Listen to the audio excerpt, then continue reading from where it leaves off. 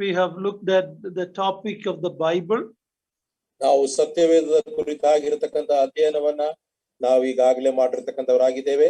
When we looked at God and the triune God, ದೇವರ ಕುರಿತಾಗಿ ಮತ್ತು ತ್ರಯೇಕ ದೇವರ ಕುರಿತಾಗಿರತಕ್ಕಂತ ಸಂಗತಿಯನ್ನ ನಾವು ನೋಡಿರತಕ್ಕಂತವರಾಗಿದ್ದೇವೆ. we looked at the Lord Jesus Christ. ಕರ್ತನಾದಂತ ಯೇಸು ಕ್ರಿಸ್ತನ ಕುರಿತಾಗಿ ನಾವು ನೋಡಿದ್ದೇವೆ. Of course, these are all only pakshinota. We're just only glancing through the main points. ಈ ಎಲ್ಲಾ ಸಂಗತಿಗಳು ನಾವು ಪಕ್ಷಿ ರೂಪದ ಹಾಗೆ ನಾವು ನೋಡಿರತಕ್ಕಂತವರಾಗಿದ್ದೇವೆ ಅಷ್ಟೇ. Now we've been studying about the Holy Spirit. ಈಗ ನಾವು ಪರಿಶುದ್ಧಾತ್ಮನ ಕುರಿತಾಗಿರತಕ್ಕಂತ ಸಂಗತಿಯನ್ನ ಅಧ್ಯಯನವನ್ನ ಮಾಡುತ್ತಾ ನಾವು ಬಂದಿದ್ದೇವೆ. Even though clear teaching of the Holy Spirit has come through the Brethren Assembly leaders of the past and their writing, ಈ ಒಂದು ಪರಿಶುದ್ಧಾತ್ಮನ ಕುರಿತಾಗಿರತಕ್ಕಂತ ಅಧ್ಯಯನವನ್ನ ವಿಶೇಷವಾಗಿ ಸಹೋದರ ಸಭೆಗಳಲ್ಲಿ ಇರತಕ್ಕಂತ ದೇವರ ಸೇವಕರು ನುರಿತಂತ ವಿಶ್ವಾಸಿಗಳ ಮೂಲಕವಾಗಿ ಈ ಒಂದು ಬಹಳ ಸ್ಪಷ್ಟವಾಗಿ ಅವರು ಬರೆದಿರತಕ್ಕಂತ ಬರಹಗಳ ಮೂಲಕವಾಗಿ ನಮಗೆ ಗೊತ್ತಾಗಿರತಕ್ಕಂಥದ್ದಾಗಿದೆ. In spite of that, sad that today's believers are not well versed in the topic of the Holy Spirit.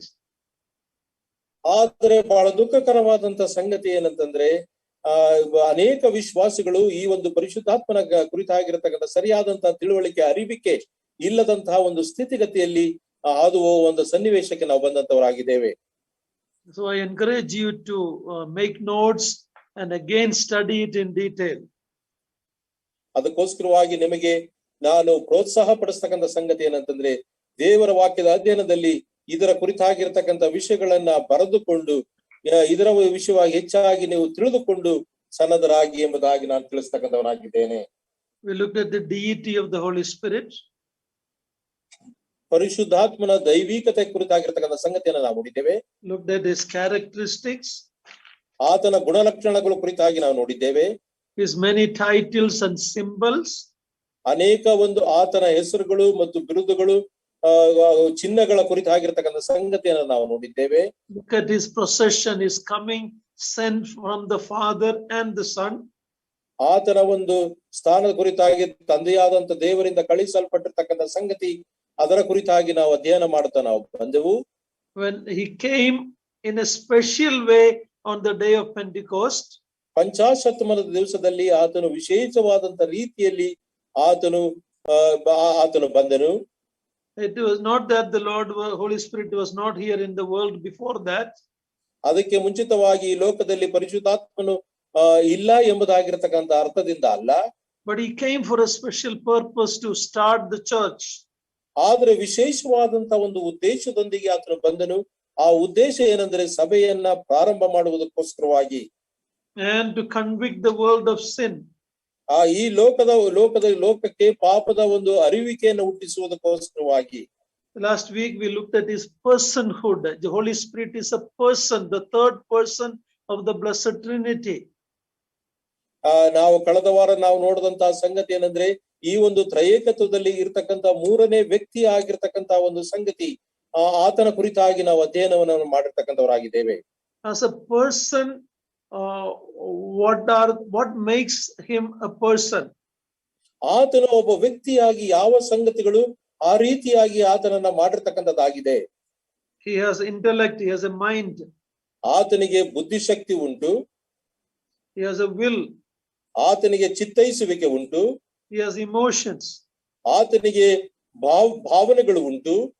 As a person, how does he help us? ಆತನು ಒಬ್ಬ ವ್ಯಕ್ತಿಯಾಗಿ ಹೇಗೆ ಆತನು ನಮಗೆ ಸಹಾಯಿಸುವುದಕ್ಕೆ ಸಾಧ್ಯ ಎಂಬುದಾಗಿ ನಾವು ನೋಡಿದ್ದೇವೆ. He speaks to us. ಆತನು ನಮ್ಮೊಟ್ಟಿಗೆ ಮಾತನಾಡುತ್ತಾನೆ. He speaks about the Lord Jesus Christ. ಕರ್ತನಾದಂತ ಯೇಸು ಕ್ರಿಸ್ತನ ಕುರಿತಾಗಿ ಆತನು ಮಾತನಾಡುತ್ತಾನೆ. He helps us in prayer life. ನಮ್ಮ ಪ್ರಾರ್ಥನಾ ಜೀವಿತದಲ್ಲಿ ಆತನು ಸಹಾಯಿಸುವಂತವನಾಗಿದ್ದಾನೆ.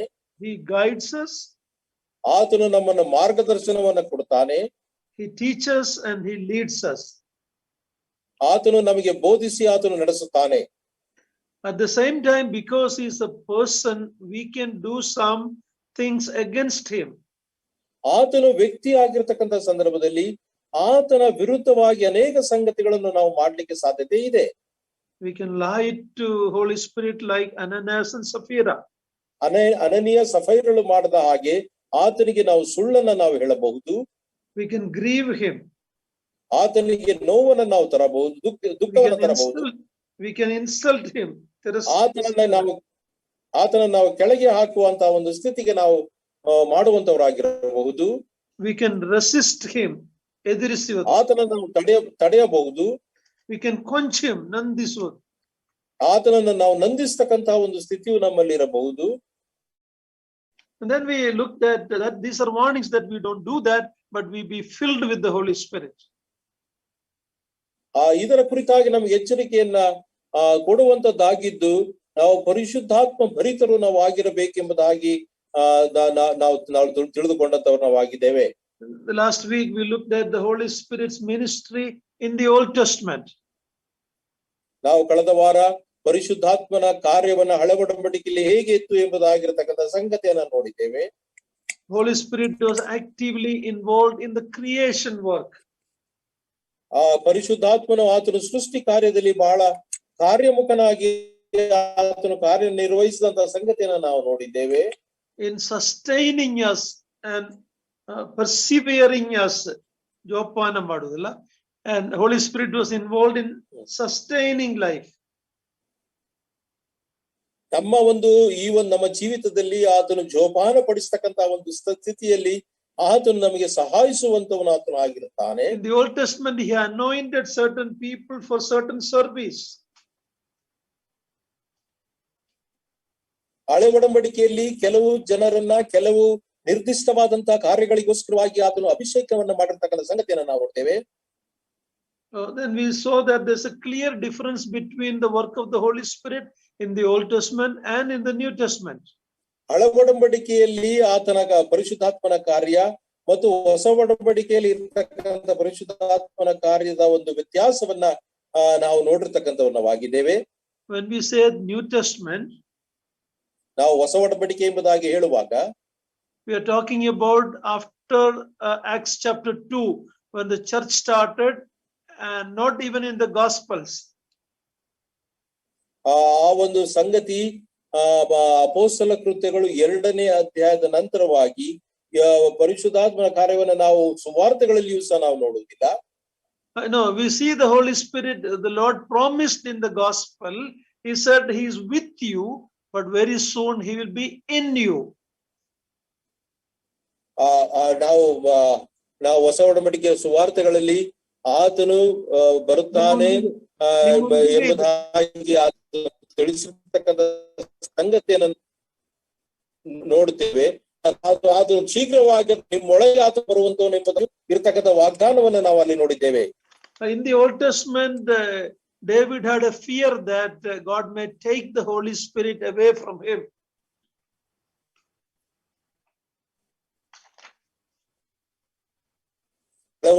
ದಾವೀದ ಪರಿಶುದ್ಧಾತ್ಮನನ್ನ ತನ್ನಿಂದ ದೇವರು ಆತನು ತೆಗೆಯಬಹುದು ಆಗಿರತಕ್ಕಂಥ ಒಂದು ಭಯ ಆತನಲ್ಲಿ ಇರ್ತಕ್ಕಂಥದ್ದು. Because that was done to King Saul.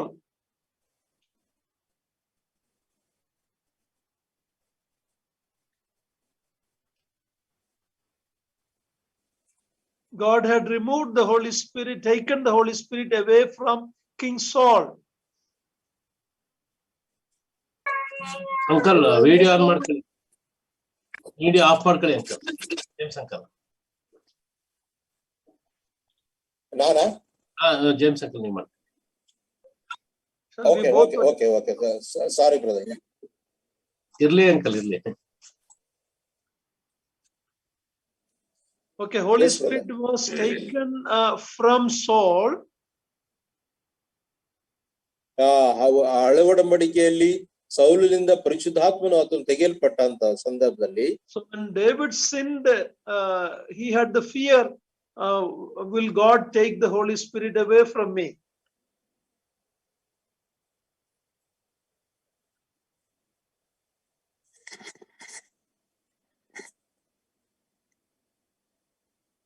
Internet problem from my side or from your side, brother? Can you hear me? I can hear you. Uncle, it's your side, uncle. From my side, Yes, uncle. ಈಗ clear ಇದೆ uncle, ಮಾತಾಡಿ uncle. I don't know how to use this. It's okay, brother. Can you hear now? 1 minute, brother, 1 minute. Yeah.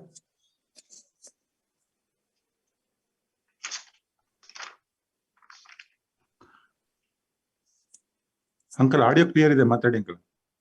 Audio clear ಇದೆ, voice clear ಬರ್ತಿದೆ, ಮಾತಾಡಿ. Well, James, can you hear?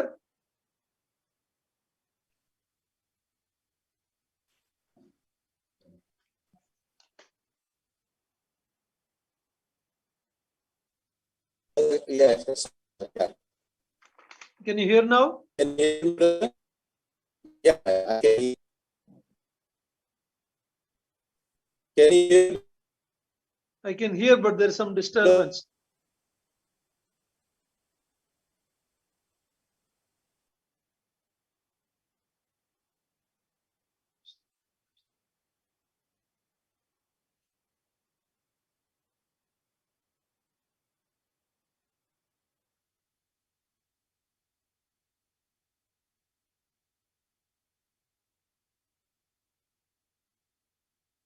Brother is offline.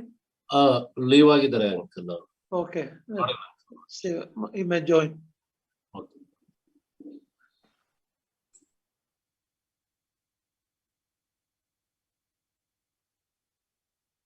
Niranjan brother ಇದಾರೆ?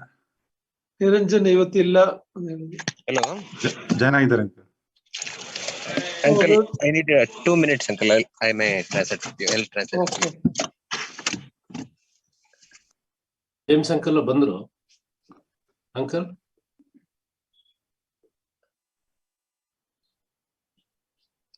Net problem ಆಗಿದೆ. Yeah, brother told me, ಅವರು ಹೇಳಿದ್ರು ನನಗೆ net problem ಇರಬಹುದು. Brother ಕೇಳಿಸುತ್ತಾ? ಕೇಳಿಸ್ತದೆ ಅಂಕಲ್, ಕೇಳಿಸ್ತದೆ. Yeah, now I changed my place. Okay. Okay. Yeah. Okay. So mainly in the Old Testament, the Holy Spirit came upon certain people. ಹಳೆ ಒಡಂಬಡಿಕೆಯಲ್ಲಿ ಕೆಲವು ಜನರ ಮೇಲೆ ಪರಿಶುದ್ಧಾತ್ಮನು ಆತನು ಬರ್ತಕ್ಕಂತ ಒಂದು ಸಂಗತಿಯನ್ನ ನಾವು ನೋಡಿದ್ದೇವೆ. It was never mentioned that the Holy Spirit indwelt in them. ಆದ್ರೆ ಎಲ್ಲಿಯೂ ಸಹ ಪರಿಶುದ್ಧಾತ್ಮನು ಅವರಲ್ಲಿ ವಾಸ ಮಾಡಿದನು ಎಂಬುದಾಗಿರ್ತಕ್ಕಂಥ ಸಂಗತಿಯನ್ನ ನಾವು ನೋಡುವುದಿಲ್ಲ. When I say indwelt, I'm talking about permanent indwelling. ನಾನು ಅವರಲ್ಲಿ ವಾಸಿಸುವುದು ಎಂಬುದಾಗಿ ಹೇಳ್ತಕ್ಕಂಥ ಸಂದರ್ಭದಲ್ಲಿ ಆತನು ಕಾಯಮ್ಮಾಗಿ ಆತನು ಬಂದು ಅಲ್ಲಿ ವಾಸಿಸ್ತಕ್ಕಂಥ ಸಂಗತಿಯನ್ನ ನಾವು ಗಮನಿಸುವುದಿಲ್ಲ. But in the Old Testament, men were convicted of sin by the Holy Spirit. ಆದರೆ ಹಳೆ ಒಡಂಬಡಿಕೆಯಲ್ಲಿ ಪರಿಶುದ್ಧಾತ್ಮನ ಮೂಲಕವಾಗಿ ಅವರು ಪಾಪಿಗಳು ಎಂಬುದಾಗಿರ್ತಕ್ಕಂಥ ಒಂದು ಅರಿವಿಕೆ ಅವರಲ್ಲಿ ಬಂತು. Holy Spirit taught and instructed. ಪರಿಶುದ್ಧಾತ್ಮನು ಅವರಿಗೆ ಕಲಿಸಿ ಅವರನ್ನ ಮಾರ್ಗದರ್ಶಿಸಿದನು. Holy Spirit admonished or ಎಚ್ಚರಿಸಿದನು. ಪರಿಶುದ್ಧಾತ್ಮನು ಅವರನ್ನ ಎಚ್ಚರಿಕೆಯನ್ನು ಸಹ ಆತನು ಕೊಟ್ಟನು. The Holy Spirit led some people. ಪರಿಶುದ್ಧಾತ್ಮನು ಅನೇಕರನ್ನ ಆತನು ನಡೆಸಿದನು. But the Israelites, one thing mainly mentioned about them, that they rebelled against the Holy Spirit. ಆದರೆ ಇಸ್ರಾಯೇಲರು ಅವರ ಪರಿಶುದ್ಧಾತ್ಮನ ವಿರುದ್ಧವಾಗಿ ಅವರು ತಿರುಗಿ ಬಿದ್ದರು ಎಂಬುದಾಗಿರ್ತಕ್ಕಂಥ ಸಂಗತಿಯನ್ನ ನಾವು ನೋಡ್ತಕ್ಕಂಥವರಾಗಿದ್ದೇವೆ. So the teaching about the Holy Spirit's work in the Old Testament, New Testament, we see some main difference from Acts chapter 2. ಹಳೆ ಒಡಂಬಡಿಕೆಯಲ್ಲಿ ಮತ್ತು ಹೊಸ ಒಡಂಬಡಿಕೆಯಲ್ಲಿ ಇರ್ತಕ್ಕಂಥ ಸಂಗತಿಯ ಒಂದು ಪರಿಶುದ್ಧಾತ್ಮನ ಮಹತ್ತರವಾದಂತ ವ್ಯತ್ಯಾಸವನ್ನ ಅಪೊಸ್ತಲ ಕೃತ್ಯಗಳು 2ನೇ ಅಧ್ಯಾಯದ ಮೂಲಕವಾಗಿ ಅಲ್ಲಿವರೆಗೂ ನಾವು ತಿಳಿದುಕೊಳ್ತಕ್ಕಂಥವರಾಗಿದ್ದೇವೆ. In the Old Testament and the New Testament, the Holy Spirit was involved in the revelation, inspiration of the word of God. ಹಳೆ ಒಡಂಬಡಿಕೆ ಹೊಸ ಒಡಂಬಡಿಕೆಯಲ್ಲೂ ಸಹ ದೇವರ ವಾಕ್ಯದ ಒಂದು ಪ್ರೇರಿತವಾಗ್ತಕ್ಕಂತಹ ಸಂಗತಿಯ ಕುರಿತಾಗಿ ಅದರ ಒಂದು ಕಾರ್ಯವನ್ನ ನಾವು ಪರಿಶುದ್ಧಾತ್ಮನ ಕಾರ್ಯವನ್ನ ನಾವು ಗಮನಿಸ್ತೇವೆ. One of the major aspects of the Holy Spirit's work in the Old Testament had to do with enabling men to speak for God. ಹಳೆ ಒಡಂಬಡಿಕೆಯಲ್ಲಿ ಮಹತ್ತರವಾದಂತಹ ಆತನ ಕಾರ್ಯ ಏನೆಂಬುದಾಗಿ ನಾವು ನೋಡ್ತಕ್ಕಂಥ ಸಂದರ್ಭದಲ್ಲಿ ದೇವರ ಪರವಾಗಿ ಅವರು ಮಾತನಾಡುವಂತವರು ಆ ಒಂದು ಸ್ಥಿತಿಗೆ ಅದು ನಡೆಸ್ತಕ್ಕಂಥದ್ದಾಗಿತ್ತು. Let us read 2 Samuel chapter 23 verse 2. ನಾವು ಅದಕ್ಕೆ ಅನುಗುಣವಾಗಿರ್ತಕ್ಕಂಥ ವಾಕ್ಯ ಭಾಗ 2ನೇ ಸಮುವೇಲನ ಪುಸ್ತಕ 23ನೇ ಅಧ್ಯಾಯ verse 2. 2ನೇ ವಚನವನ್ನ ನಾವು ನೋಡ್ತಕ್ಕಂಥವನ್ನಾಗಿರೋಣ. So one of the main work of the Holy Spirit in the Old Testament was enabling men to speak for God. ಹಳೆ ಒಡಂಬಡಿಕೆಯಲ್ಲಿ ಪವಿತ್ರಾತ್ಮನ ಒಂದು ಪ್ರಮುಖವಾದ ಕಾರ್ಯ ಏನಾಗಿತ್ತು ಎಂಬುದಾಗಿ ನೋಡುವಾಗ ದೇವರ ಜನರನ್ನ ದೇವರಿಗಾಗಿ ಮಾತಾಡುವ ಹಾಗೆ ಅವರಿಗೆ ಶಕ್ತಿ ಕೊಡುವುದೇ ಬಲಪಡಿಸುವುದೇ ಆಗಿತ್ತು. God communicated the truth and convicted of sin through the Old Testament prophets. ದೇವರು ಹಳೆ ಒಡಂಬಡಿಕೆ ಪ್ರವಾದಿಗಳ ಮೂಲಕ ತನ್ನ ವಾಕ್ಯದ ಸತ್ಯಾಂಶಗಳನ್ನ ತಿಳಿಯಪಡಿಸಿದನು ಮತ್ತು ಪಾಪದ ಅರಿವನ್ನ ಅವರಲ್ಲಿ ಉಂಟು ಮಾಡುತ್ತಿದ್ದನು. Holy Spirit was the primary agent with regard to the inspiration of the scriptures. ದೇವರ ವಾಕ್ಯವು ಅದು ದೇವರಿಂದ ಪ್ರೇರಿತವಾದದ್ದಕ್ಕೆ ಪ್ರಾಮುಖ್ಯವಾಗಿ ದೇವರ ಆತ್ಮನೇ ಆತನು ಪ್ರಮುಖವಾದಂತಹ ಮಧ್ಯವರ್ತಿಯಾಗಿದ್ದನು. We know the verses 2 Timothy 3:16. ನಮಗೆ ಗೊತ್ತು 2ನೇ ತಿಮೋತಿ 3ನೇ ಅಧ್ಯಾಯ 16ನೇ ವಚನ. Please read it, brother. 2 Timothy 3ನೇ ಅಧ್ಯಾಯ 16ನೇ ವಚನವನ್ನು ನಾವು ಓದಿಕೊಳ್ಳೋಣ.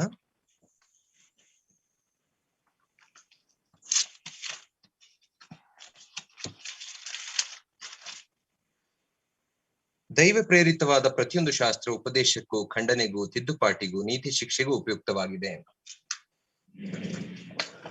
2 Peter 1:20. Sorry 2 Peter 1:20 and 21. 2 ಪೇತ್ರನಿಗೆ ಬರೆದ ಪತ್ರಿಕೆ 2 ಪೇತ್ರನ ಪತ್ರಿಕೆ 1ನೇ ಅಧ್ಯಾಯ 20 ಮತ್ತು 21ನೇ ವಚನ. ಶಾಸ್ತ್ರದಲ್ಲಿರುವ ಯಾವ ಪ್ರವಾದನ ವಾಕ್ಯವು ಕೇವಲ ಮಾನುಷ ಬುದ್ಧಿಯಿಂದ ವಿವರಿಸತಕ್ಕದ್ದಲ್ಲವೆಂಬುದನ್ನು ಮುಖ್ಯವಾಗಿ ತಿಳಿದುಕೊಳ್ಳಿರಿ. ಯಾಕಂದರೆ ಯಾವ ಪ್ರವಾದನೆಯು ಎಂದೂ ಮನುಷ್ಯರ ಚಿತ್ತದಿಂದ ಉಂಟಾಗಲಿಲ್ಲ. ಮನುಷ್ಯರು ಪವಿತ್ರಾತ್ಮ ಪ್ರೇರಿತರಾಗಿ ದೇವರಿಂದ ಹೊಂದಿದ್ದನ್ನೇ ಮಾತಾಡಿದರು. So whether it is Old Testament or New Testament, a similar work was the Holy Spirit inspired the writers to write the word of God. ಹಳೆಯ ಒಡಂಬಡಿಕೆಯಿರಲಿ ಹೊಸ ಒಡಂಬಡಿಕೆಯಿರಲಿ ದೇವರ ಆತ್ಮನು ಪ್ರೇರಿತವಾಗಿಯೇ ದೇವ ಜನರು ಆತನ ವಾಕ್ಯಗಳನ್ನ ದೇವ ಸತ್ಯವೇದದ ವಚನಗಳನ್ನ ಬರೆದರು. When it comes to the New Testament, there is a clear difference. ನಾವು ಹೊಸ ಒಡಂಬಡಿಕೆಗೆ ಬರುವಾಗ ಅಲ್ಲಿ ಸ್ಪಷ್ಟವಾದಂತಹ ಒಂದು ವ್ಯತ್ಯಾಸ ಉಂಟು. When Jesus was in the world, none of the New Testament books were written. ಯೇಸು ಕ್ರಿಸ್ತನು ಈ ಲೋಕದಲ್ಲಿ ಇದ್ದಾಗ ಹೊಸ ಒಡಂಬಡಿಕೆ ಯಾವುದೇ ಪುಸ್ತಕಗಳು ಇನ್ನೂ ಬರೆಯಲ್ಪಟ್ಟಿರಲಿಲ್ಲ. But he said what the work of the Holy Spirit is when he comes. ಆದರೆ ಆತನು ಯೇಸು ಕ್ರಿಸ್ತನು ಪವಿತ್ರಾತ್ಮನು ಬಂದಾಗ ಯಾವ ಕಾರ್ಯಗಳನ್ನು ಮಾಡುತ್ತಾನೆ ಎಂಬುದಾಗಿ ಮುಂದಾಗಿ ತಿಳಿಸಿದ್ದನು. 3 things he mentioned. 3 ವಿಷಯಗಳನ್ನ ನಮ್ಮ ಕರ್ತನು ತಿಳಿಸಿದನು. Turn with me to John 14:26. ನನ್ನೊಟ್ಟಿಗೆ ಯೋಹಾನ ಸುವಾರ್ತೆ 14ನೇ ಅಧ್ಯಾಯ 26ನೇ ವಚನವನ್ನ ತಿರುಗಿಸಿರಿ. ಯೋಹಾನ 14:26ನೇ ವಚನ. ಆದರೆ ಆ ಸಹಾಯಕನು, ಅಂದರೆ ನನ್ನ ಹೆಸರಿನಲ್ಲಿ ತಂದೆಯು ಕಳುಹಿಸಿಕೊಡುವ ಪವಿತ್ರಾತ್ಮನೇ ನಿಮಗೆ ಎಲ್ಲವನ್ನು ಉಪದೇಶಿಸಿ ನಾನು ನಿಮಗೆ ಹೇಳಿದ್ದನ್ನೆಲ್ಲ ನಿಮ್ಮ ನೆನಪಿಗೆ ತರುವನು. So there are 2 things. He will teach you all truth and he will bring to your remembrance all that I have said. 2 ಸತ್ಯಾಂಶಗಳು. ಆತನು ನಾನು ತಿಳಿಸಲ್ಪಟ್ಟ ಎಲ್ಲ ವಿಷಯಗಳನ್ನ ನಿಮ್ಮ ನೆನಪಿಗೆ ತರುವನು ಮತ್ತು ಸತ್ಯಾಂಶವನ್ನು ನಿಮಗೆ ತಿಳಿಸಿಕೊಡುವನು. So we often wonder how the disciples remembered everything the Lord did, because no book was written when he was here. After he resurrected, after the Holy Spirit came, they remembered because the Holy Spirit brought it to their remembrance. ನಮಗೆ ಆಶ್ಚರ್ಯವಾಗುತ್ತದೆ ಹೇಗೆ ಕರ್ತನು ಮಾಡಿದ್ದೆಲ್ಲವನ್ನ ಆತನ ಶಿಷ್ಯರು ಜ್ಞಾಪಕದಲ್ಲಿಟ್ಟುಕೊಂಡರು ಎಂಬುದಾಗಿ. ಆದರೆ ಇಲ್ಲಿ ಸತ್ಯವೇನೆಂದರೆ ಪವಿತ್ರಾತ್ಮನು ಅವರಲ್ಲಿ ಬಂದಾಗ ಯೇಸು ಕ್ರಿಸ್ತನು ಮಾಡಿದ್ದು ಅವರು ಕೇಳಿದ್ದನ್ನೆಲ್ಲ ಅವರ ನೆನಪಿಗೆ ತಂದನು. That is the gospel account, Matthew to John. ಅದನ್ನೇ ನಾವು ಮತ್ತಾಯನಿಂದ ಯೋಹಾನ ಸುವಾರ್ತೆಯವರೆಗೂ ಇರುವಂತಹ ಸುವಾರ್ತೆಗಳಲ್ಲಿ ನೋಡುತ್ತೇವೆ. Now look at John 16 verse 12 to 15. ನಾವು ಯೋಹಾನ ಸುವಾರ್ತೆ 16ನೇ ಅಧ್ಯಾಯ 12ರಿಂದ 16ನೇ ವಚನಗಳನ್ನ ನೋಡಿಕೊಳ್ಳೋಣ. ಯೋಹಾನ ಸುವಾರ್ತೆ 16ನೇ ಅಧ್ಯಾಯ 12ರಿಂದ 16ನೇ ವಚನ. ನಾನು ನಿಮಗೆ ಹೇಳಬೇಕಾದದ್ದು ಇನ್ನೂ ಬಹಳ ಉಂಟು, ಆದರೆ ಸದ್ಯಕ್ಕೆ ಅದನ್ನು ಹೊರಲಾರಿರಿ. ಸತ್ಯದ ಆತ್ಮನು ಬಂದಾಗ ಆತನು ನಿಮ್ಮನ್ನು ನಡೆಸಿಕೊಂಡು ಹೋಗಿ ಸಕಲ ವಿಷಯದಲ್ಲಿಯೂ ಸತ್ಯಕ್ಕೆ ಸೇರಿಸುವನು. ಆತನು ತನ್ನಷ್ಟಕ್ಕೆ ತಾನೇ ಮಾತಾಡದೆ ಕೇಳಿದ ಮಾತುಗಳನ್ನೇ ಆಡುವನು ಮತ್ತು ಮುಂದಾಗುವ ಸಂಗತಿಗಳನ್ನು ನಿಮಗೆ ತಿಳಿಸುವನು. ಆತನು ನನ್ನದರೊಳಗಿಂದ ತೆಗೆದುಕೊಂಡು ನಿಮಗೆ ತಿಳಿಸುತ್ತಾ ನನ್ನನ್ನೇ ಮಹಿಮೆ ಪಡಿಸುವನು. ತಂದೆಗೆ ಇರುವುದೆಲ್ಲ ನನ್ನದು, ಆದದರಿಂದಲೇ ನನ್ನದರೊಳಗಿಂದ ತೆಗೆದುಕೊಂಡು ನಿಮಗೆ ತಿಳಿಯಪಡಿಸುವನೆಂದು ಹೇಳಿದ್ದೆನು. ಸ್ವಲ್ಪ ಕಾಲವಾದ ಮೇಲೆ So three things we see. One, the Holy Spirit will bring to remembrance all that I have spoken. 3 ವಿಷಯಗಳನ್ನ ನಾವು ನೋಡಿಕೊಂಡೆವು. ಮೊದಲನೇದಾಗಿ ಪವಿತ್ರಾತ್ಮನು ನಾನು ನಿಮಗೆ ಹೇಳಿದ್ದನ್ನೆಲ್ಲ ನಿಮ್ಮ ಜ್ಞಾಪಕಕ್ಕೆ ತರುವನು. That is the Gospels. ಅಂದರೆ ಸುವಾರ್ತೆಗಳು. And he will lead you into all truth. ಮತ್ತು ಆತನು ನಿಮ್ಮನ್ನ ಸತ್ಯಕ್ಕೆ, ಎಲ್ಲಾ ಸತ್ಯಕ್ಕೆ ನಡೆಸುವನು. That is from Romans to the Epistle of Jude. ಅಂದರೆ ರೋಮಾಪುರದವರಿಗೆ ಬರೆದ ಪತ್ರಿಕೆಯಿಂದ ಹಿಡಿದು ಯೂದನ ಪತ್ರಿಕೆಯವರೆಗೂ ಇರುವಂತಹ ಎಲ್ಲ ಸತ್ಯಾಂಶಗಳನ್ನ. Then he said he will declare to you the things that are to come. ಮತ್ತು ಮುಂದೆ ಇರುವಂತಹ ಸಂಗತಿಗಳನ್ನ ನಿಮಗೆ ತಿಳಿಸುವನು. Mainly it is the book of Revelation. ಪ್ರಾಮುಖ್ಯವಾಗಿ ಅದು ಪ್ರಕಟಣೆಯ ಪುಸ್ತಕದ ಕುರಿತಾಗಿ ಮಾತಾಡುತ್ತಿದೆ. Even though the things to come are in other epistles also. ಮುಂದೆ ಬರ್ಲಿಕ್ಕಿರುವಂತಹ ಸಂಗತಿಗಳು ಬೇರೆಯ ಪತ್ರಿಕೆಗಳಲ್ಲಿಯೂ ಬರೆಯಲ್ಪಟ್ಟಿದ್ದರೂ ಪ್ರಕಟಣೆಯ ಪುಸ್ತಕವೇ ಪ್ರಾಮುಖ್ಯವಾಗಿದೆ. So if you will take the Gospels and the book of Acts, it is historic book. ನಾವು ಎಲ್ಲಾ ಸುವಾರ್ತೆಯ ಪುಸ್ತಕಗಳನ್ನ ಮತ್ತು ಅಪೊಸ್ತಲರ ಕೃತಿಯ ಪುಸ್ತಕಗಳನ್ನ ತೆಗೆದುಕೊಳ್ಳುವಾಗ ಅದು ಒಂದು ಇತಿಹಾಸ ಬರೆಯಲ್ಪಟ್ಟಂತ ಪುಸ್ತಕಗಳು. From Romans to Jude, it is doctrinal books of teachings. ನಮ್ಮ ರೋಮಾಪುರದವರಿಗೆ ಬರೆದ ಪತ್ರಿಕೆಯಿಂದ ಯೂದನ ಪತ್ರಿಕೆಯವರೆಗೂ ಅವು ಸಿದ್ಧಾಂತಗಳು, ತತ್ವಗಳನ್ನ ಅಥವಾ ಬೋಧನೆಗಳನ್ನ ತಿಳಿಸಲ್ಪಟ್ಟಿರುವಂತಹ ಪುಸ್ತಕ. And Revelation is mainly things to come. ಮತ್ತು ಪ್ರಕಟಣೆಯ ಪುಸ್ತಕ ಅದು ಮುಂದೆ ಆಗಲಿಕ್ಕಿರುವಂತಹ ಸಂಗತಿಗಳನ್ನ ತಿಳಿಸಿರುವ ಪುಸ್ತಕ. Thank God the Holy Spirit revealed these things to us, so it's available in our hand, which the people of the world do not know what is going to happen in the future. ದೇವರ ನಾಮಕ್ಕೆ ಸ್ತೋತ್ರವಾಗಲಿ, ಆತನಿಗೆ ವಂದನೆ ಸಲ್ಲಿಸೋಣ. ಈ ಪುಸ್ತಕ ನಮ್ಮ ಕೈಯಲ್ಲಿ ಇರುವುದರಿಂದ ಮುಂದೆ ಏನಾಗುತ್ತದೆ, ಯಾವ ಸಂಗತಿಗಳು ಸಂಭವಿಸುತ್ತದೆ ಎಂಬ ವಿಷಯದಲ್ಲಿ ನಾವು ತಿಳಿದಿದ್ದೇವೆ, ಆದರೆ ಲೋಕದ ಜನಗಳಿಗೆ ಅದರ ಅರಿವಿಲ್ಲ. How can 40 authors, ಹೇಗೆ 40 ಜನ ಬರಹಗಾರರು over a time of 1500 years, ಸುಮಾರು 1500 ವರ್ಷಗಳ ಕಾಲಾವಧಿಯಲ್ಲಿ from a different continents, ಬೇರೆ ಬೇರೆ ಖಂಡಗಳಲ್ಲಿ ಇದ್ದುಕೊಂಡು, of different background, ಬೇರೆ ಬೇರೆ ಹಿನ್ನೆಲೆಗಳಿಂದ ಬಂದವರಾಗಿ, when they wrote and it's put together, it has a continuity. It's a beautiful theme of the person and work of the Lord Jesus Christ. ಅವೆಲ್ಲ ಬರೆಯಲ್ಪಟ್ಟು ಒಂದು ಪುಸ್ತಕವಾಗಿ ಜೋಡಿಸಲ್ಪಟ್ಟಾಗ ಎಲ್ಲ ಪುಸ್ತಕಗಳು ಒಂದೇ ರೀತಿಯಲ್ಲಿ ಮಾತನಾಡುತ್ತವೆ ಮತ್ತು ಒಂದಾದ ನಂತರ ಅದರ ಮುಂದುವರಿಕೆ ಭಾಗ ಇನ್ನೊಂದು ಮಾತಾಡುತ್ತದೆ. ಇವೆಲ್ಲವೂ ಯೇಸು ಕ್ರಿಸ್ತನ ಆ ಸತ್ಯಾಂಶವನ್ನ, ಆತನ ಮಾಡಿದಂತ ಕಾರ್ಯಗಳ ಕುರಿತಾಗಿ ನಮಗೆ ಸತ್ಯವನ್ನ ವಿವರಿಸುತ್ತವೆ. So now after the study about the inspiration, the work of the Holy Spirit, we look at the Holy Spirit work in the life of Jesus Christ. ನಾವು ಈಗ ಪವಿತ್ರಾತ್ಮನ ಕಾರ್ಯ ಮತ್ತು ಪ್ರೇರೇಪಿಸಲ್ಪಟ್ಟಂತಹ ಕಾರ್ಯ ವಿಶ್ವಾಸಿಗಳ ಅಥವಾ ಭಕ್ತರ ಜೀವಿತದಲ್ಲಿ ಹೇಗೆ ನಡೆಯುತ್ತದೆ ಎಂಬುದಾಗಿ ನೋಡಿಕೊಂಡ ನಂತರ, in the life of Christ when he was here, what was the part of the Holy Spirit? ಪವಿತ್ರಾತ್ಮನು ಯೇಸು ಕ್ರಿಸ್ತನು ಈ ಲೋಕದಲ್ಲಿ ಇದ್ದಾಗ ಯೇಸು ಕ್ರಿಸ್ತನ ಜೀವಿತದಲ್ಲಿ ಯಾವ ಕಾರ್ಯಗಳನ್ನು ಮಾಡಿಕೊಂಡನು ಎಂಬುದಾಗಿ ನೋಡೋಣ. There are 4 primary areas in which the Holy Spirit worked in the life of Jesus Christ. ಯೇಸು ಕ್ರಿಸ್ತನ ಜೀವಿತದಲ್ಲಿ ಪವಿತ್ರಾತ್ಮನು ಪ್ರಾಮುಖ್ಯವಾಗಿ 4 ಪ್ರಮುಖವಾದಂತ ಕ್ಷೇತ್ರಗಳಲ್ಲಿ ಕಾರ್ಯ ಮಾಡಿದನು. First one is his virgin birth. ಮೊದಲನೇದಾಗಿ ಆತನ ಕನ್ಯೆಯಲ್ಲಿ ಹುಟ್ಟಿ ಬರುವಿಕೆ. Matthew and Luke in the Gospels indicates clearly the Holy Spirit was involved in the birth of Jesus. ಮತ್ತಾಯನು ಮತ್ತು ಲೂಕನು ತಮ್ಮ ಆ ಒಂದು ಸುವಾರ್ಥ ಪುಸ್ತಕಗಳಲ್ಲಿ ಯೇಸು ಕ್ರಿಸ್ತನ ಜನನದಲ್ಲಿ ಪವಿತ್ರಾತ್ಮನ ಕಾರ್ಯವಿತ್ತು ಎಂಬುದನ್ನು ಸ್ಪಷ್ಟವಾಗಿ ತಿಳಿಸುತ್ತಾರೆ. We see the genealogy only in Matthew and Luke. ನಾವು ಮತ್ತಾಯ ಮತ್ತು ಲೂಕನ ಸುವಾರ್ತೆಯಲ್ಲಿ ಮಾತ್ರ ಯೇಸು ಕ್ರಿಸ್ತನ ವಂಶಾವಳಿಯನ್ನ ನೋಡುತ್ತೇವೆ. Because of the work of the Holy Spirit, it was ensured that he was a real man, yet a man without sin nature.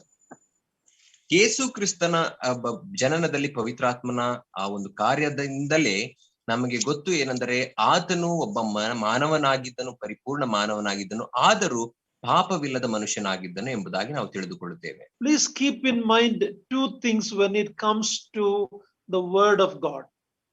ದೇವರ ವಾಕ್ಯಕ್ಕೆ ಬಂದಾಗ ಎರಡು ವಿಷಯಗಳನ್ನ ಪ್ರಾಮುಖ್ಯವಾಗಿ ನಾವು ಮನಸ್ಸಿನಲ್ಲಿ ಇಟ್ಟುಕೊಳ್ಳಬೇಕು. First, there is the living word, which is Jesus Christ, and the written word, which is the Bible. ಮೊದಲನೇದಾಗಿ ಜೀವಿಸುವ ದೇವರ ವಾಕ್ಯ ಯಾರೆಂದರೆ ಅದು ಯೇಸು ಕ್ರಿಸ್ತನೇ, ಮತ್ತು ಬರೆಯಲ್ಪಟ್ಟಂತ ದೇವರ ವಾಕ್ಯ ಅದು ದೇವರ ಪುಸ್ತಕ, ಸತ್ಯವೇದ ಪುಸ್ತಕ ಅಥವಾ ದೇವರ ವಾಕ್ಯ. There are a lot of similarities between the two. ಈ ಎರಡಕ್ಕೂ ಅತ್ಯಂತ ಅನೇಕ ಹೊಂದಾಣಿಕೆಗಳಿರುವುದನ್ನ ನಾವು ನೋಡುತ್ತೇವೆ, ಹೋಲಿಕೆಗಳಿರುವುದನ್ನ.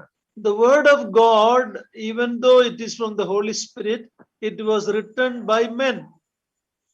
ದೇವರ ವಾಕ್ಯವು ಅದು ಮನುಷ್ಯರಿಂದ, ಪವಿತ್ರಾತ್ಮನಿಂದ ಪ್ರೇರಿತವಾಗಿದ್ದರೂ ಕೂಡ ಅದು ಮನುಷ್ಯರ ಕೈಯಿಂದ ಬರೆಯಲ್ಪಟ್ಟಿತು. Men were involved, about 40 men were involved in the writing. ಸುಮಾರು 40 ಜನ ಮಾನವ ಬರಹಗಾರರು ಈ ಪುಸ್ತಕವನ್ನ ಬರೆಯುವುದರಲ್ಲಿ ತೊಡಗಿಕೊಂಡಿದ್ದಾರೆ. But because it was superintended by the Holy Spirit, there was no error in the word of God. ಆದರೆ ಇದು ಪವಿತ್ರಾತ್ಮನಿಂದ ಪ್ರೇರಿತವಾದ ಕಾರಣ ಅಥವಾ ಪವಿತ್ರಾತ್ಮನಿಂದ ಅದ್ ಮೇಲ್ವಿಚಾರಣೆ ಮಾಡಲ್ಪಟ್ಟು ಬರೆಯಲ್ಪಟ್ಟ ಪುಸ್ತಕಗಳಾಗಿರುವುದರಿಂದ ಅದರಲ್ಲಿ ಯಾವ ತಪ್ಪು ಇರಲಿಕ್ಕೆ ಸಾಧ್ಯವಿಲ್ಲ. Same way, ಅದೇ ರೀತಿಯಲ್ಲಿ when the living word came into the world, he came through a human agency, that is Mary. ಯೇಸು ಕ್ರಿಸ್ತನು ಅಥವಾ ಜೀವಿಸುವ ದೇವರ ವಾಕ್ಯವಾದಂತ ಯೇಸು ಕ್ರಿಸ್ತನು ಈ ಲೋಕಕ್ಕೆ ಬಂದಾಗ ಆತನು ಕೂಡ ಮಾನವ ಮಧ್ಯವರ್ತಿಯ ಮೂಲಕ ಈ ಲೋಕಕ್ಕೆ ಬಂದನು. ಅದ್ಯಾರೆಂದರೆ ಕನ್ಯೆಯಾದಂತ ಮರಿಯಳ ಮೂಲಕ. Just like the scripture was without error, the Lord was without sin. ಯಾವ ರೀತಿ ದೇವರ ವಾಕ್ಯವು ಯಾವುದೇ ತಪ್ಪಿಲ್ಲದಾಗಿದೆಯೋ, ದೋಷವಿಲ್ಲದಾಗಿದೆಯೋ, ಅದೇ ರೀತಿ ಯೇಸು ಕ್ರಿಸ್ತನು ಕೂಡ ಪಾಪವಿಲ್ಲದವನಾಗಿದ್ದನು. That's because of the work of the Holy Spirit in both the living word and the written word. ಯಾಕಂದರೆ ಆ ಜೀವಿಸುವ ದೇವರ ವಾಕ್ಯದಲ್ಲಿಯೂ ಮತ್ತು ಬರೆಯಲ್ಪಟ್ಟ ದೇವರ ವಾಕ್ಯದಲ್ಲಿಯೂ ಪವಿತ್ರಾತ್ಮನು ಕಾರ್ಯ ಮಾಡಿದ್ದರಿಂದಲೇ ಎರಡರಲ್ಲಿ ದೋಷವಿರಲಿಲ್ಲ. We are looking at the virgin birth of the Lord. ನಾವು ಯೇಸು ಕ್ರಿಸ್ತನ ಕನ್ಯೆಯಲ್ಲಿ ಹುಟ್ಟಲ್ಪಡುವಿಕೆಯನ್ನ ನೋಡಿಕೊಳ್ಳುತ್ತಿದ್ದೇವೆ. Let's read at Matthew 1:18-20. ನಾವು ಮತ್ತಾಯ 1ನೇ ಅಧ್ಯಾಯ 18ರಿಂದ 20ನೇ ವಚನವನ್ನ ಓದಿಕೊಳ್ಳೋಣ. ಮತ್ತಾಯನ ಸುವಾರ್ತೆ 1ನೇ ಅಧ್ಯಾಯ 18ರಿಂದ 20ನೇ ವಚನ. ಯೇಸು ಕ್ರಿಸ್ತನ ಜನನವು ಹೇಗಾಯಿತೆಂದರೆ, ಆತನ ತಾಯಿಯಾದ ಮರಿಯಳನ್ನು ಯೋಸೇಫನಿಗೆ ನಿಶ್ಚಯ ಮಾಡಿರಲಾಗಿ ಅವರು ಕೂಡುವುದಕ್ಕಿಂತ ಮುಂಚೆ ಆಕೆಯು ಪವಿತ್ರಾತ್ಮನಿಂದ ಬಸುರಾಗಿದ್ದುದು ತಿಳಿದು ಬಂತು. ಆದರೆ ಆಕೆಯ ಗಂಡನಾದ ಯೋಸೇಫನು ಸಜ್ಜನನಾಗಿದ್ದು ಆಕೆಯನ್ನು ಬಯಲಿಗೆ ತರುವುದಕ್ಕೆ ಮನಸ್ಸಿಲ್ಲದೆ ಯಾರಿಗೂ ತಿಳಿಯದಂತೆ ಆಕೆಯನ್ನು ಬಿಟ್ಟು ಬಿಡಬೇಕೆಂದಿದ್ದನು. ಅವನು ಇದನ್ನು ಆಲೋಚಿಸುತ್ತಿರುವಾಗ ಕರ್ತನ ದೂತನು ಅವನಿಗೆ ಕನಸಿನಲ್ಲಿ ಕಾಣಿಸಿಕೊಂಡು, ಎಲೈ ಯೋಸೇಫನೇ, ದಾವೀದನ ವಂಶದವನೇ, ನಿನ್ನ ಹೆಂಡತಿಯಾದ ಮರಿಯಳನ್ನು ಸೇರಿಸಿಕೊಳ್ಳುವುದಕ್ಕೆ ಅಂಜಬೇಡ, ಆಕೆಯ ಗರ್ಭವು ಪವಿತ್ರಾತ್ಮದಿಂದಲೇ ಆದದ್ದು. So adana garbhavu so that pregnancy came through the Holy Spirit. ಆ ಗರ್ಭವು ಪವಿತ್ರಾತ್ಮನಿಂದಲೇ ಆದದ್ದು. Turn to Luke chapter 1. ನಾವು ಲೂಕನ ಸುವಾರ್ತೆ 1ನೇ ಅಧ್ಯಾಯಕ್ಕೆ ತಿರುಗಿಸೋಣ. 34-37. 34ರಿಂದ 37ನೇ ವಚನ. ಲೂಕ 1ನೇ ಅಧ್ಯಾಯ 36ರಿಂದ 34ರಿಂದ 37ನೇ ವಚನ. ಇದು ಮರಿಯಳು ಆ ದೂತನನ್ನು, ಇದು ಹೇಗಾದೀತು, ನಾನು ಪುರುಷನನ್ನು ಅರಿತವಳಲ್ಲವಲ್ಲ ಎಂದು ಕೇಳಿದ್ದಕ್ಕೆ ದೂತನು, ನಿನ್ನ ಮೇಲೆ ಪವಿತ್ರಾತ್ಮ ಬರುವುದು, ಪರಾತ್ಪರನ ಶಕ್ತಿಯ ನೆರಳು ನಿನ್ನ ಮೇಲೆ ಬೀಳುವುದು, ಆದ್ದರಿಂದ ಹುಟ್ಟುವ ಆ ಪವಿತ್ರ ಶಿಶು ದೇವರ ಮಗನೆನಿಸಿಕೊಳ್ಳುವುದು. ಮತ್ತು ನಿನ್ನ ಬಂಧುವಾದ ಎಲಿಜಬೆತಳಿದ್ದಾಳಲ್ಲ, ಆಕೆ ಸಹ ಮುಪ್ಪಿನವಳಾಗಿದ್ದರೂ ಗರ್ಭಿಣಿಯಾಗಿದ್ದಾಳೆ. ಆಕೆಯ ಗರ್ಭದಲ್ಲಿ ಗಂಡು ಮಗುವದೆ. ಬಂಜೆ ಎನಿಸಿಕೊಂಡಿದ್ದ ಆಕೆಗೆ ಇದೇ 6ನೇ ತಿಂಗಳು. ದೇವರಿಂದ ಬರುವ ಯಾವ ಮಾತಾದರೂ ನಿಷ್ಫಲವಾಗುವುದಿಲ್ಲ ಅಂದನು. So we see the work of the Holy Spirit in the birth of the Lord Jesus Christ. ನಾವು ಇಲ್ಲಿ ಯೇಸು ಕ್ರಿಸ್ತನ ಜನನದಲ್ಲಿ ಪವಿತ್ರಾತ್ಮನ ಕಾರ್ಯವನ್ನು ನೋಡಿದೆವು. But the Holy Spirit also played a significant role in the birth of John the Baptist and in the life of his mother Elizabeth and his father Zechariah and even the prophet Simeon. ಅಷ್ಟು ಮಾತ್ರವಲ್ಲ, ಸ್ನಾನಿಕನಾದ ಯೋಹಾನನ ಜನನದಲ್ಲಿಯೂ ಕೂಡ ಪವಿತ್ರಾತ್ಮನ ಕಾರ್ಯವಿರುವುದನ್ನು ನಾವು ನೋಡುತ್ತೇವೆ. ಅದೇ ರೀತಿ ಸ್ನಾನಿಕನಾದ ಯೋಹಾನನ ತಾಯಿಯಾದ ಎಲಿಜಬೆತಳು ಮತ್ತು ಗಂಡನಾದಂತ ಜಕರ್ಯನು, ಅದೇ ರೀತಿ ಸಿಮೆಯೋನನ ಜೀವಿತದಲ್ಲಿಯೂ ಪವಿತ್ರಾತ್ಮನು ಕಾರ್ಯ ಮಾಡಿರುವುದನ್ನು ನಾವು ನೋಡುತ್ತೇವೆ. So all through Luke chapter 1 and 2 we see the work of the Holy Spirit at the birth of the Jesus Christ. ಲೂಕನ ಸುವಾರ್ತೆ 1ನೇ ಅಧ್ಯಾಯ 2ನೇ ಅಧ್ಯಾಯದ ಉದ್ದಕ್ಕೂ ಯೇಸು ಕ್ರಿಸ್ತನ ಜನನದಲ್ಲಿ ಪವಿತ್ರಾತ್ಮನ ಕಾರ್ಯ ನಡೆದಿರುವುದನ್ನು ನಾವು ಅಲ್ಲಿ ನೋಡುತ್ತೇವೆ. Secondly, ಎರಡನೇದಾಗಿ we see the work of the Holy Spirit in anointing and empowering Jesus for the ministry. ಯೇಸು ಕ್ರಿಸ್ತನನ್ನ ಸ್ವಾರ್ಥ ಸೇವೆಗಾಗಿ ಅಥವಾ ಸೇವೆಗಾಗಿ ಅಭಿಷೇಕಿಸುವುದರಲ್ಲಿ ಮತ್ತು ಪ್ರತ್ಯೇಕಿಸಲ್ಪಡುವುದರಲ್ಲಿ ಪವಿತ್ರಾತ್ಮನ ಕಾರ್ಯ ಇರುವುದನ್ನು ನಾವು ನೋಡುತ್ತೇವೆ. Anointing and empowering. ಅಭಿಷೇಕಗೊಳಿಸುವುದು ಮತ್ತು ಬಲಗೊಳಿಸುವುದರಲ್ಲಿ. Look at Luke chapter 3, 21 and 22. ನಾವು ಲೂಕನ ಸುವಾರ್ತೆ 3ನೇ ಅಧ್ಯಾಯ 21 ಮತ್ತು 22ನೇ ವಚನವನ್ನ ನೋಡಿಕೊಳ್ಳೋಣ. ಜನರೆಲ್ಲ ದೀಕ್ಷಾ ಸ್ನಾನ ಮಾಡಿಸಿಕೊಂಡಾಗ ಯೇಸು ಸಹ ಸ್ನಾನ ಮಾಡಿಸಿಕೊಂಡು ಪ್ರಾರ್ಥನೆ ಮಾಡುತ್ತಿರುವಲ್ಲಿ ಆಕಾಶವು ತೆರೆಯಿತು ಮತ್ತು ಪವಿತ್ರಾತ್ಮನು ದೇಹಾಕಾರವಾಗಿ ಪಾರಿವಾಳದ ಹಾಗೆ ಆತನ ಮೇಲೆ ಇಳಿದನು. ಆಗ ನೀನು ಪ್ರಿಯನಾಗಿರುವ ನನ್ನ ಮಗನು, ನಿನ್ನನ್ನು ನಾನು ಮೆಚ್ಚಿದ್ದೇನೆ ಎಂದು ಆಕಾಶವಾಣಿ ಆಯಿತು. Very interesting, when Noah sent a dove out of the ark after the rain stopped, after some days, we read that the dove looked for a place to land, but it couldn't, so it came back to the ark. ಇದು ಒಂದು ರೋಚಕವಾದಂತ ಸಂಗತಿ ಏನೆಂದರೆ, ನೋಹನು ಆ ಜಲಪ್ರಳಯವು ನಿಂತ ನಂತರ ಒಂದು ಪಾರಿವಾಳವನ್ನು ಹೊರಕ್ಕೆ ಬಿಡುವಾಗ ಅದು ಕೂರ್ಲಿಕ್ಕೆ ಎಲ್ಲೂ ಸ್ಥಳವಿಲ್ಲದ ಕಾರಣ ಅದು ಹಿಂತಿರುಗಿ ಆ ಹಡಗಿಗೆ ಬಂತು.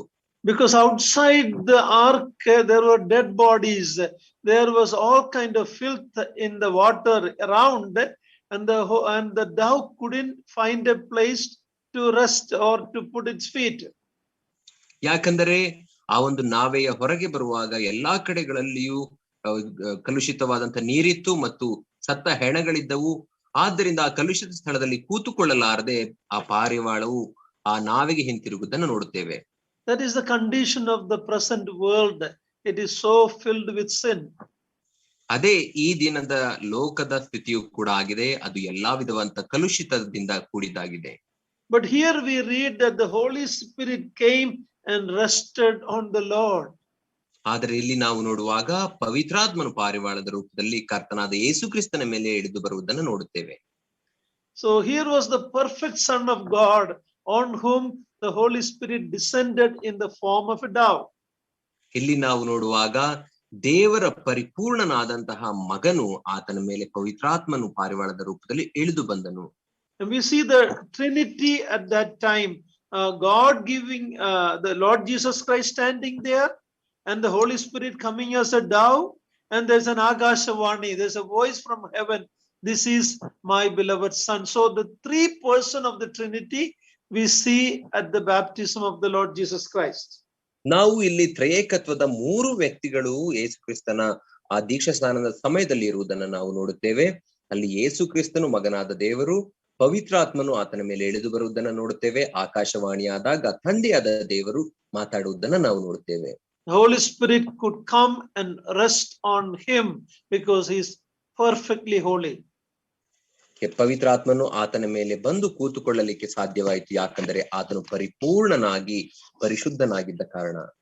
Luke chapter 4 verse 1 and 2 we also read that the Holy Spirit led him to the wilderness to be tested. ನಾವು ಅದೇ ರೀತಿ ಲೂಕನ ಸುವಾರ್ತೆ 4ನೇ ಅಧ್ಯಾಯ 1ರಿಂದ ಮುಂದಕ್ಕೆ ನಾವು ನೋಡುವಾಗ, ಅಲ್ಲಿ 1ನೇ ವಚನದಿಂದ ಮುಂದಕ್ಕೆ ನೋಡುವಾಗ ಯೇಸು ಕ್ರಿಸ್ತನನ್ನ ಶೋಧಿಸಲ್ಪಡುವುದಕ್ಕಾಗಿ ಅಡವಿಗೆ ಪವಿತ್ರಾತ್ಮನು ನಡೆಸುವುದನ್ನು ನಾವು ನೋಡುತ್ತೇವೆ. He was to be proved that he qualified to be the Messiah. ಅಲ್ಲಿ ಆತನು ತಾನು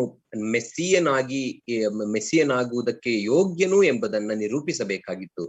When we looked at the life of Jesus Christ, we looked at why he was led to be tempted. ನಾವು ನೋಡುವಾಗ ಯೇಸು ಕ್ರಿಸ್ತನ ಜೀವಿತದಲ್ಲಿ ಯಾಕೆ ಆತನು ಶೋಧಿಸಲ್ಪಡುವುದಕ್ಕೆ ನಡೆಸಲ್ಪಟ್ಟನು ಎಂಬುದನ್ನು ನಾವು ನೋಡಿದ್ದೇವೆ. The Holy Spirit led him to be tested. ಪವಿತ್ರಾತ್ಮನು ಆತನನ್ನ ಶೋಧಿಸಲ್ಪಡುವುದಕ್ಕೆ ನಡೆಸಿದನು. Satan came to tempt him. ಸೈತಾನನು ಆತನನ್ನ ಶೋಧಿಸಿ ಬೀಳಿಸುವುದಕ್ಕೆ ಬಂದನು. But he was empowered by the Holy Spirit. ಆದರೆ ಆತನಿಗೆ ಪವಿತ್ರಾತ್ಮನಿಂದ ಬಲವು ಬಂತು. Later we see the Lord Jesus Christ as empowered by the Holy Spirit for his preaching, teaching and healing. ನಂತರ ನಾವು ನೋಡುವಾಗ ಪವಿತ್ರಾತ್ಮನು ಯೇಸು ಕ್ರಿಸ್ತನನ್ನ ಬಲಗೊಳಿಸಿದ್ದು ಯಾವ ವಿಷಯಗಳಲ್ಲಿ ಅಂದರೆ ಬೋಧಿಸುವುದರಲ್ಲಿ, ಉಪದೇಶ ಮಾಡುವುದರಲ್ಲಿ ಮತ್ತು ಸ್ವಸ್ಥತೆಯಲ್ಲಿ ಆತನನ್ನ ಬಲಗೊಳಿಸಿದನು. Luke chapter 4, ಲೂಕನ ಸುವಾರ್ತೆ 4ನೇ ಅಧ್ಯಾಯ verse 14 and 15. 14 ಮತ್ತು 15ನೇ ವಚನ. ತರುವಾಯ ಯೇಸು ಪವಿತ್ರಾತ್ಮನ ಶಕ್ತಿಯಿಂದ ಕೂಡಿದವನಾಗಿ ತಿರುಗಿ ಗಲಿಲಾಯಕ್ಕೆ ಹೋದನು. ಆತನ ಸುದ್ದಿಯು ಸುತ್ತಲಿರುವ ಪ್ರಾಂತ್ಯದಲ್ಲೆಲ್ಲ ಹಬ್ಬಿಕೊಂಡಿತು. ಆತನು ಅವರ ಸಭಾಮಂದಿರಗಳಲ್ಲಿ ಬೋಧಿಸುತ್ತಾ ಬಂದನು. ಎಲ್ಲರೂ ಆತನನ್ನು ಹೊಗಳಿದರು. Verse 18. 18ನೇ ವಚನ. ಕರ್ತನ ಆತ್ಮವು ನನ್ನ ಮೇಲೆ ಅದೆ. ಆತನು ನನ್ನನ್ನು ಬಡವರಿಗೆ ಶುಭ ವರ್ತಮಾನವನ್ನು ಸಾರುವುದಕ್ಕೆ ಅಭಿಷೇಕಿಸಿದನು. ಸೆರೆಯವರಿಗೆ ಬಿಡುಗಡೆಯಾಗುವುದನ್ನು ಮತ್ತು ಕುರುಡರಿಗೆ ಕಣ್ಣು ಬರುವುದನ್ನು ಪ್ರಸಿದ್ಧಿಪಡಿಸುವುದಕ್ಕೂ, ಮನಮುರಿದವರನ್ನು ಬಿಡಿಸಿ ಕಳುಹಿಸುವುದಕ್ಕೂ, ಕರ್ತನು ನೇಮಿಸಿರುವ ಶುಭ ವರ್ಷವನ್ನು ಪ್ರಚುರಪಡಿಸುವುದಕ್ಕೂ ಆತನು ನನ್ನನ್ನು ಕಳುಹಿಸಿದ್ದಾನೆ ಎಂಬುದು. On some occasions, Jesus performed miracles in his own power. ಕೆಲವು ಸಂದರ್ಭಗಳಲ್ಲಿ ಯೇಸು ಕ್ರಿಸ್ತನು ತನ್ನ ಸ್ವಂತ ಬಲದಿಂದಲೇ ಅದ್ಭುತ ಕಾರ್ಯಗಳನ್ನು ಮಾಡಿದನು. We can see that in Mark chapter 5.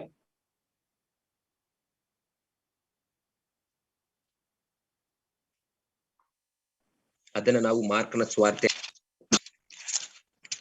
5ನೇ ಅಧ್ಯಾಯದಲ್ಲಿ ನೋಡಬಹುದು.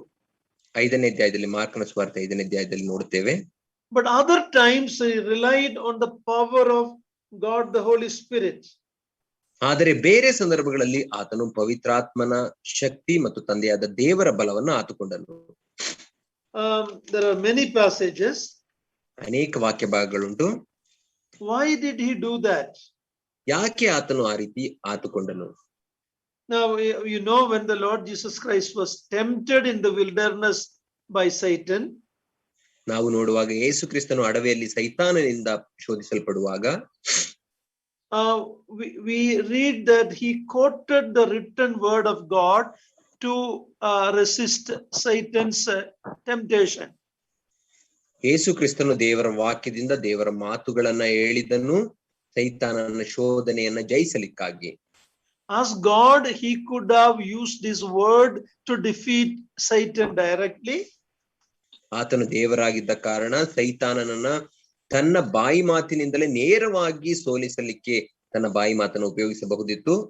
But he used the written word. ಆದರೆ ಆತನು ಬರೆಯಲ್ಪಟ್ಟ ದೇವರ ವಾಕ್ಯವನ್ನು ಉಪಯೋಗಿಸಿದನು.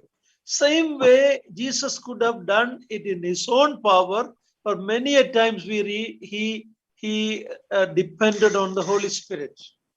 ಅದೇ ರೀತಿ ಯೇಸು ಕ್ರಿಸ್ತನು ತನ್ನ ಸ್ವಂತ ಬಲದಿಂದಲೇ ಶೋಧನೆಯನ್ನ ಜಯಿಸಬಹುದಾಗಿತ್ತು. ಆದರೆ ಆತನು ಅನೇಕ ಸಂದರ್ಭಗಳಲ್ಲಿ ಪವಿತ್ರಾತ್ಮನ ಬಲವನ್ನ ಆತುಕೊಂಡನು. It is an example for you and I, because these two provisions are available to each one of the believer: the word of God and the Spirit of God. The word of God in our hand and the Spirit of God in our heart. ಆದ್ರಿಂದಲೇ ಈ ಎರಡು ವಿಷಯಗಳು ವಿಶ್ವಾಸಿಗಳ ಅಂತ ನನಗೂ ನಿಮಗೂ ಕೂಡ ಸಿಗುವಂತದ್ದಾಗಿದೆ. ಅದೇನೆಂದರೆ ಬರೆಯಲ್ಪಟ್ಟಂತಹ ದೇವರ ವಾಕ್ಯ, ಎರಡನೇದಾಗಿ ಪವಿತ್ರ ಆತ್ಮನು ನಮ್ಮ ಹೃದಯಗಳಲ್ಲಿರುವ ಕಾರಣ ಇವೆರಡನ್ನು ಉಪಯೋಗಿಸಿಕೊಂಡು ನಾವು ಕೂಡ ಶೋಧನೆಯನ್ನ ಜಯಿಸಬಹುದು. So the Lord Jesus Christ was setting an example for us how, see, Jesus Christ is God, we are not God. So if Jesus used his power as God, then we wouldn't be able to do that. But Jesus used the written word and the Spirit of God, and those two sambalmoolegalallo, those two provisions are available for every child of God. ಯೇಸು ಕ್ರಿಸ್ತನು ಆತನು ದೇವರಾಗಿದ್ದ ಕಾರಣ ತನ್ನ ಸ್ವಂತ ಮಾತಿನಿಂದಲೇ ಸೈತಾನನ್ನ ಜಯಿಸಬಹುದಿತ್ತು. ಆದರೆ ಆತನು ಆ ರೀತಿ ಮಾಡಲಿಲ್ಲ. ಬದಲಾಗಿ ಬರೆಯಲ್ಪಟ್ಟಂತ ದೇವರ ವಾಕ್ಯನ ಉಪಯೋಗಿಸಿದನು. ಇದರ ಮೂಲಕ ನನಗೂ ನಿಮಗೂ ಯೇಸು ಕ್ರಿಸ್ತನ ಒಂದು ಮಾದರಿಯನ್ನ ಬಿಟ್ಟು ಹೋದನು. ಆದ್ದರಿಂದ ಈ ಎರಡೂ ಸಂಪನ್ಮೂಲಗಳು ನನಗೂ ನಿಮಗೂ ಕೂಡ ಲಭ್ಯವಿದೆ. ಅವುಗಳನ್ನ ಉಪಯೋಗಿಸಿಕೊಂಡು ನಾವು ಶೋಧನೆಯನ್ನು ಜಯಿಸಬಹುದು. So we see the work not only in his birth, but in his anointing and empowering the work of the Holy Spirit in the life of Jesus Christ. ಆದ್ದರಿಂದ ನಾವು ಪವಿತ್ರಾತ್ಮನ ಕಾರ್ಯವನ್ನ ಕೇವಲ ಆತನ ಜನನದ ವಿಷಯದಲ್ಲಿ ಮಾತ್ರ ನೋಡುವುದಿಲ್ಲ, ಬದಲಾಗಿ ಯೇಸು ಕ್ರಿಸ್ತನ ಜೀವಿತದಲ್ಲಿ ಆತನನ್ನ ಬಲಗೊಳಿಸುವುದರಲ್ಲಿ, ಆತನ ಸೇವೆಯ ಕಾರ್ಯದಲ್ಲಿ ಪವಿತ್ರಾತ್ಮನ ಬಲವನ್ನು ಕೂಡ ನಾವು ನೋಡುತ್ತೇವೆ. Thirdly, we see the Holy Spirit work in his death. ಮೂರನೇದಾಗಿ ಆತನ ಮರಣದಲ್ಲಿ ಪವಿತ್ರಾತ್ಮನ ಕಾರ್ಯವನ್ನು ನಾವು ನೋಡುತ್ತೇವೆ. The key verse is Hebrews 9 verse 14. ಅದಕ್ಕೆ ಪ್ರಮುಖವಾದಂತಹ ವಚನ ಇಬ್ರಿಯರಿಗೆ ಬರೆದ ಪತ್ರಿಕೆ 9ನೇ ಅಧ್ಯಾಯ 19ನೇ ವಚನ. 14ನೇ ವಚನ. ಇಬ್ರಿಯ 9:14 ವಚನ.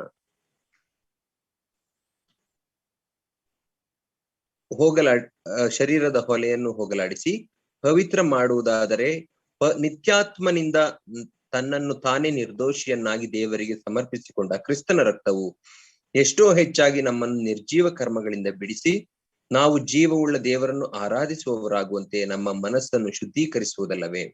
Here we read very clearly that the Lord Jesus Christ through the eternal Spirit offered himself to God. ಇಲ್ಲಿ ನಾವು ನೋಡುವಾಗ ನಿತ್ಯಾತ್ಮನಿಂದ ತನ್ನನ್ನು ತಾನೇ ನಿರ್ದೋಷಿಯನ್ನಾಗಿ ದೇವರಿಗೆ ಸಮರ್ಪಿಸಿಕೊಂಡ ಕ್ರಿಸ್ತನ ರಕ್ತವು ಎಂಬುದಾಗಿ ನೋಡುತ್ತೇವೆ. So very clearly we read that the Holy Spirit had a major part in the sacrificial death, substitutionary death of the Lord Jesus Christ on the cross.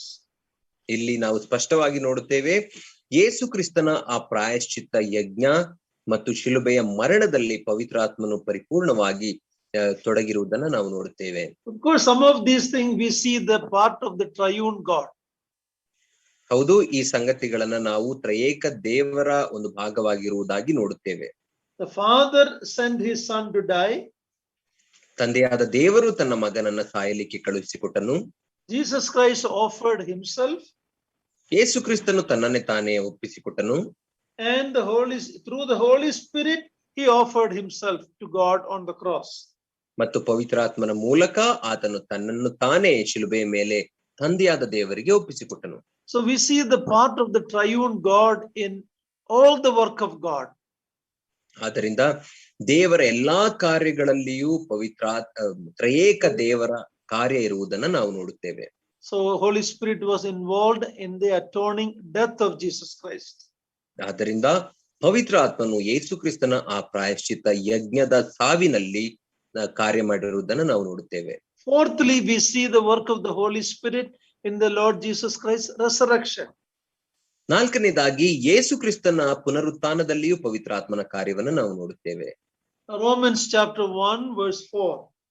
ರೋಮಾಪುರದವರಿಗೆ ಬರೆದ ಪತ್ರಿಕೆ 1ನೇ ಅಧ್ಯಾಯ 4ನೇ ವಚನ. ಆತನು ವಂಶಕ್ರಮದಿಂದ ದಾವೀದನ ಸಂತಾನದಲ್ಲಿ ಹುಟ್ಟಿದವನು, ಪವಿತ್ರವಾದ ಆತ್ಮವುಳ್ಳವನಾಗಿದ್ದು ಸತ್ತ ಮೇಲೆ ಜೀವಿತನಾಗಿ ಎದ್ದು ಬಂದ ಮಹತ್ ಕಾರ್ಯದಿಂದ ದೇವ ಕುಮಾರನೆಂದು ನಿರ್ಣಯಿಸಲ್ಪಟ್ಟವನು ಆಗಿದ್ದಾನೆ. There are two truths here in these two verses. ಈ ಎರಡು ವಚನಗಳಲ್ಲಿ ಎರಡು ಸತ್ಯಗಳು ಅಡಗಿರುವುದನ್ನು ನಾವು ನೋಡುತ್ತೇವೆ.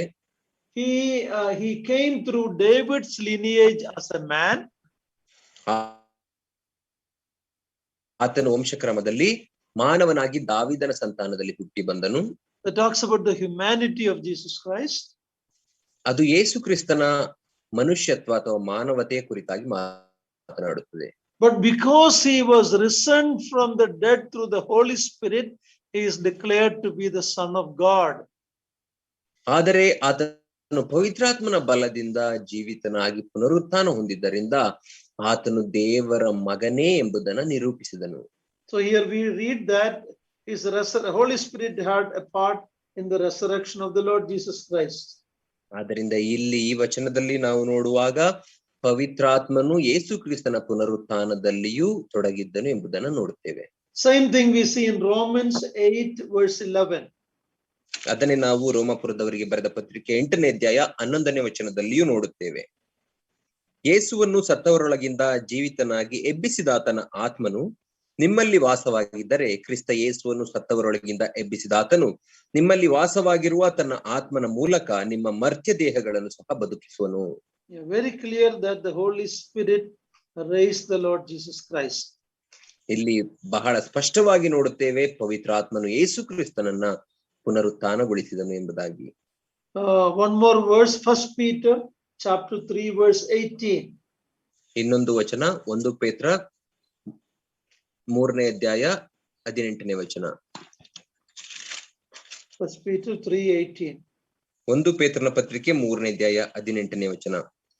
ಕ್ರಿಸ್ತನು ಸಹ ನೀತಿವಂತನಾಗಿದ್ದು ಅನೀತಿವಂತರಿಗೋಸ್ಕರ ಪ್ರಾಣ ಕೊಟ್ಟು ನಮ್ಮನ್ನು ದೇವರ ಬಳಿಗೆ ಸೇರಿಸುವುದಕ್ಕಾಗಿ ಒಂದೇ ಸಾರಿ ಪಾಪ ನಿವಾರಣಕ್ಕೋಸ್ಕರ ಬಾಧೆ ಪಟ್ಟು ಸತ್ತನು.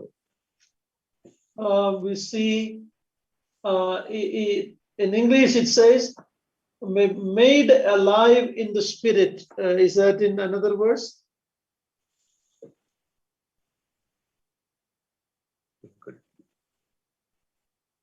ಇಲ್ಲಿ ಇಂಗ್ಲಿಷ್ ಭಾಷೆಯಲ್ಲಿ ಆತ್ಮದಲ್ಲಿ ಬದುಕಿಸಲ್ಪಟ್ಟನು ಎಂಬುದಾಗಿ ನಾವು ನೋಡುತ್ತೇವೆ. ಬೇರೆ ವಚನದಲ್ಲಿ ಇರಬಹುದು. Look at it's there in the next part. ಅದನ್ನು ಶರೀರ ಸಂಬಂಧದಲ್ಲಿ ಕೊಲ್ಲಲ್ಪಟ್ಟು ಆತ್ಮ ಸಂಬಂಧದಲ್ಲಿ ತಿರುಗಿ ಬದುಕುವನು.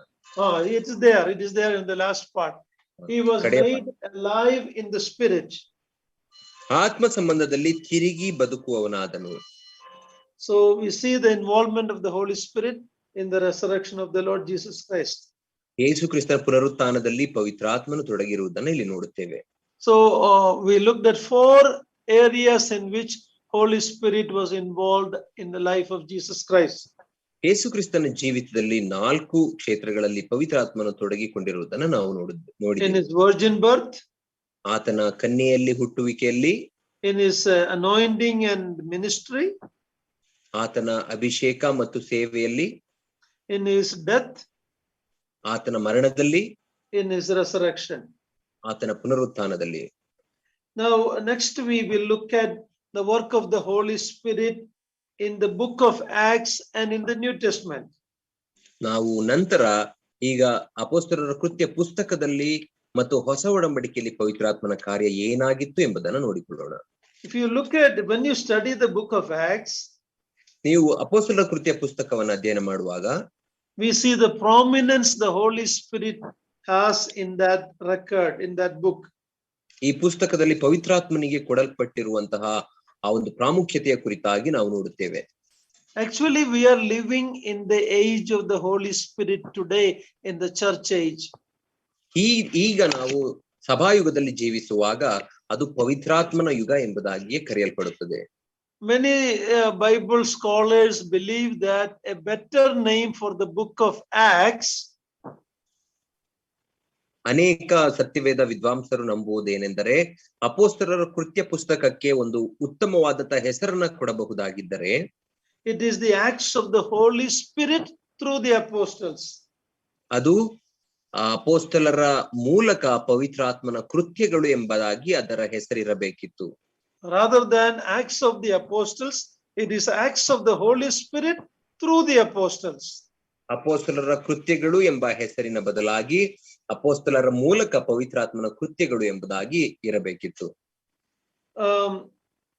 The first thing we see in the church age, the Holy Spirit came to empower the New Testament believers. Acts chapter 1 verse 8. ಸಭಾಯುಗದಲ್ಲಿ ಪ್ರಾಮುಖ್ಯವಾಗಿ ಮೊದಲನೇದಾಗಿ ಪವಿತ್ರಾತ್ಮನ ಕಾರ್ಯ ಯಾವುದು ಎಂಬುದಾಗಿ ನಾವು ನೋಡುವಾಗ ಸಭಾ ಯುಗದ ವಿಶ್ವಾಸಿಗಳನ್ನ ಬಲಗೊಳಿಸುವುದೇ ಆಗಿತ್ತು. ಅದನ್ನ ಅಪೊಸ್ತಲರ ಕೃತ್ಯ 1ನೇ ಅಧ್ಯಾಯ 18ನೇ ವಚನದಲ್ಲಿ 8ನೇ ವಚನದಲ್ಲಿ ನಾವು ಅಪೊಸ್ತಲರ ಕೃತ್ಯ 1ನೇ ಅಧ್ಯಾಯ 8ನೇ ವಚನದಲ್ಲಿ ನೋಡಿಕೊಳ್ಳುತ್ತೇವೆ.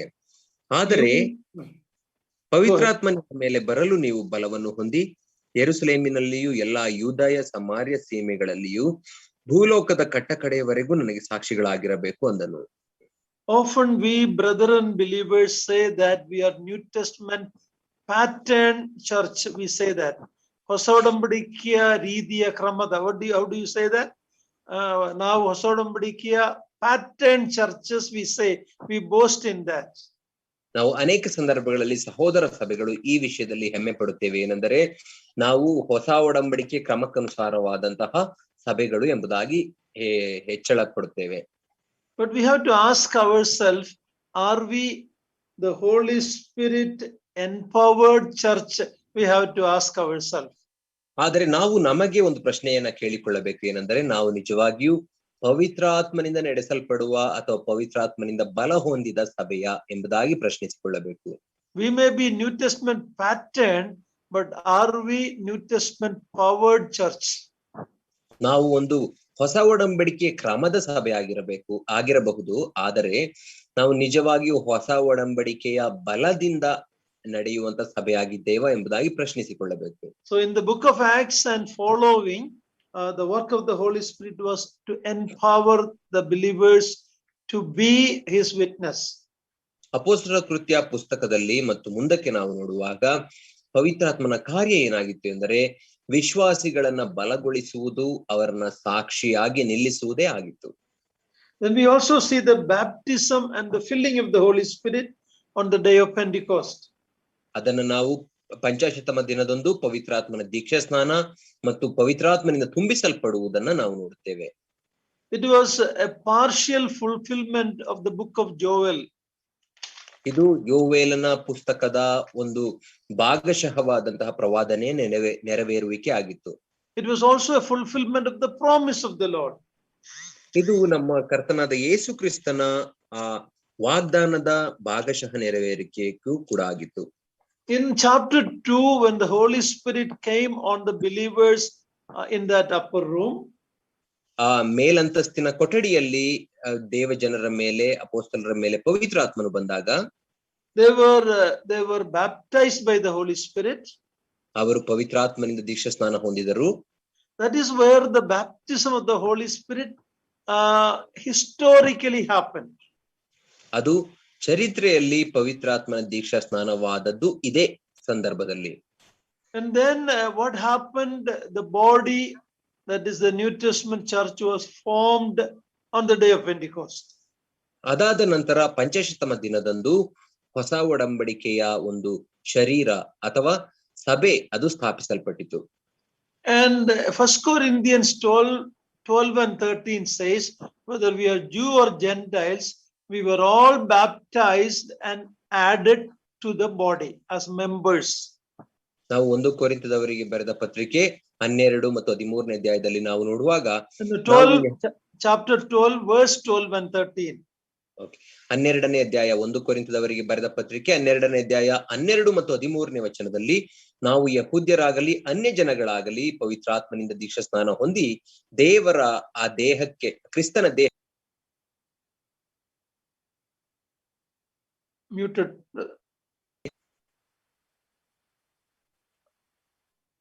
So historically, the baptism of the Holy Spirit happened on the day of Pentecost.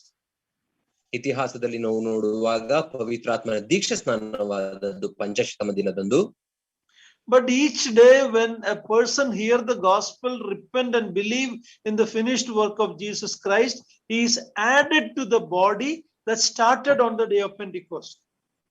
ಆದರೆ ಪ್ರತಿದಿನ ಒಬ್ಬ ವಿಶ್ವಾಸಿಯು ತನ್ನ ಪಾಪಕ್ಕಾಗಿ ಪಶ್ಚಾತ್ತಾಪ ಪಟ್ಟು ಕರ್ತನ ಬಳಿಗೆ ಬಂದು ಆತನು ಪಾಪ ಅರಿಕೆ ಮಾಡಿಕೊಳ್ಳುವಾಗ, ಪ್ರಾರ್ಥನೆ ಮಾಡುವಾಗ ಪ್ರತಿದಿನವೂ ಆತನು ಕ್ರಿಸ್ತನ ದೇಹಕ್ಕೆ ಸೇರಿಸಲ್ಪಡುತ್ತಾನೆ. ಆ ಕಾರ್ಯವು ಪ್ರಾರಂಭವಾದದ್ದು ಪಂಚಾಶತ್ತಮ ದಿನದಂದು. I think it need to be clarified properly. When a sinner repent and believe in the Lord Jesus Christ, that time that person is added to the body. ರಕ್ಷಣಾ ಮಾರ್ಗದಲ್ಲಿ ಇರುವವನು ದಿನಾಲು ಕ್ರಿಸ್ತನ ಮಂಡಳಿಗೆ ದೇವರ ಮಂಡಳಿಗೆ ಸೇರಿಸ್ತಾ ಇದ್ದು. So that work of adding is happening every day somewhere around the world. ನಾನು ಈಗ ತಾನೇ ಹೇಳಿದ ಮಾತನ್ನು ಸರಿಯಾಗಿ ಸ್ಪಷ್ಟವಾಗಿ ಹೇಳಲಿಕ್ಕೆ ಬಯಸುತ್ತೇನೆ. ಅದೇನೆಂದರೆ ರಕ್ಷಣೆಯ ಮಾರ್ಗದಲ್ಲಿರುವವರು ಅಥವಾ ಒಬ್ಬ ಪಾಪಿಯು ಆತನು ಪಶ್ಚಾತ್ತಾಪ ಪಟ್ಟು ಕರ್ತನ ಬಳಿಗೆ ಬಂದು ಸಭೆಗೆ ಅಥವಾ ಕ್ರಿಸ್ತನ ದೇಹಕ್ಕೆ ಸೇರಿಸಲ್ಪಡುವಂತಹ ಕಾರ್ಯವು ಪ್ರಾರಂಭವಾದದ್ದು ಪಂಚಾಶತ್ತಮ ದಿನದಂದು. ಅದು ಇನ್ನೂ ಮುಂದುವರಿಯುತ್ತಾ ಇದೆ. But on the day of Pentecost, there were some sign gifts that happened when the Holy Spirit came and started the church and baptized the believers and formed the body. ಆದರೆ ಪಂಚಶತಮ ದಿನದಂದು ಪವಿತ್ರಾತ್ಮನು ಬಂದು ಆತನು ದೇವ ಜನರಲ್ಲಿ ಆತನು ವಾಸ ಮಾಡಿದಾಗ ಸಭೆಯು ಸ್ಥಾಪಿಸಲ್ಪಟ್ಟಾಗ ಕೆಲವು ಸೂಚನೆಗಳು ಚಿಹ್ನೆಗಳು ಕೊಡಲ್ಪಟ್ಟವು. For example, there was a speaking in tongues. ಉದಾಹರಣೆಗೆ ಅನ್ಯ ಭಾಷೆಯಲ್ಲಿ ಅಥವಾ ವಾಣಿಗಳಿಂದ ಮಾತನಾಡುವ ವರ. We see that in Acts chapter 2. ಒಂದ್ ನಿಮಿಷ, just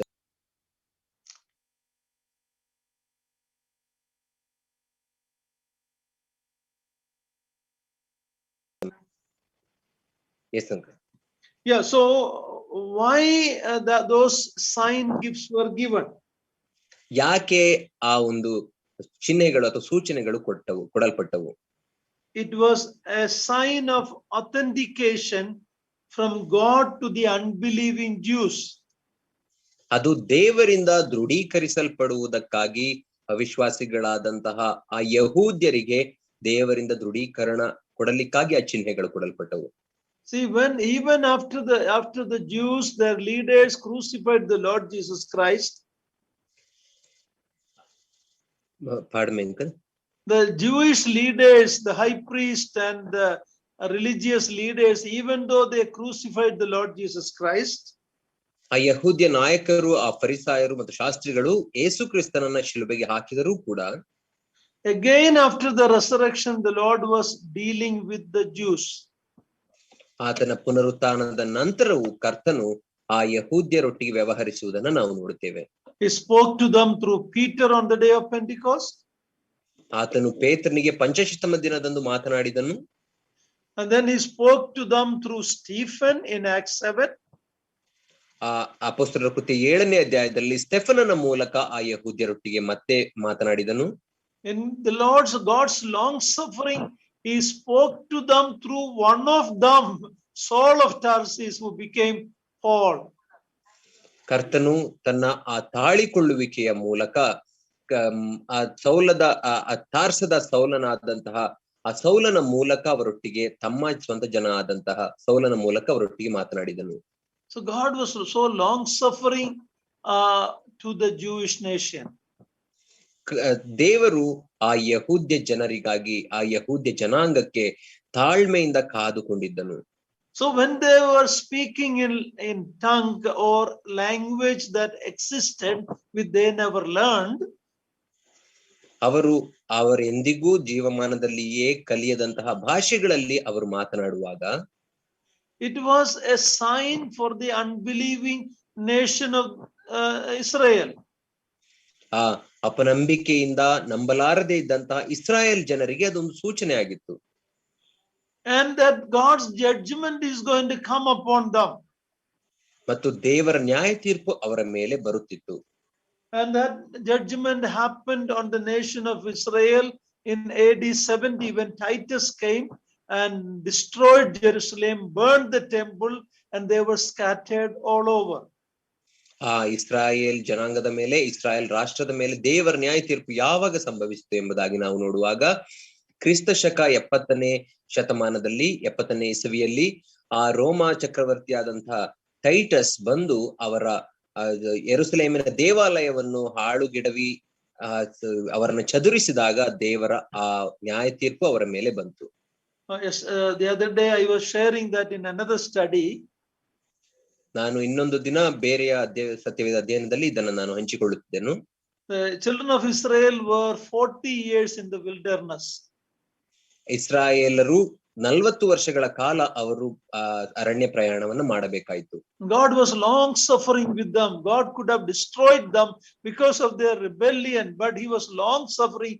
He gave them 40 years and he was bearing with their disobedience and rebellion. ದೇವರು ತಾಳ್ಮೆಯಿಂದ ಅವರಿಗಾಗಿ ಕಾದುಕೊಂಡಿದ್ದನು. ಒಂದೇ ಕ್ಷಣದಲ್ಲಿ ಅವರನ್ನ ನಾಶಗೊಳಿಸಬಹುದಿತ್ತು. ಆದರೂ ದೇವರು ಅವರು ಹಿಂತಿರುಗಿ ತನಗೆ ಬಿದ್ದರೂ ಕೂಡ ಅವರನ್ನ ತಾಳ್ಮೆಯಿಂದ ಕಾದುಕೊಂಡಿದ್ದನು.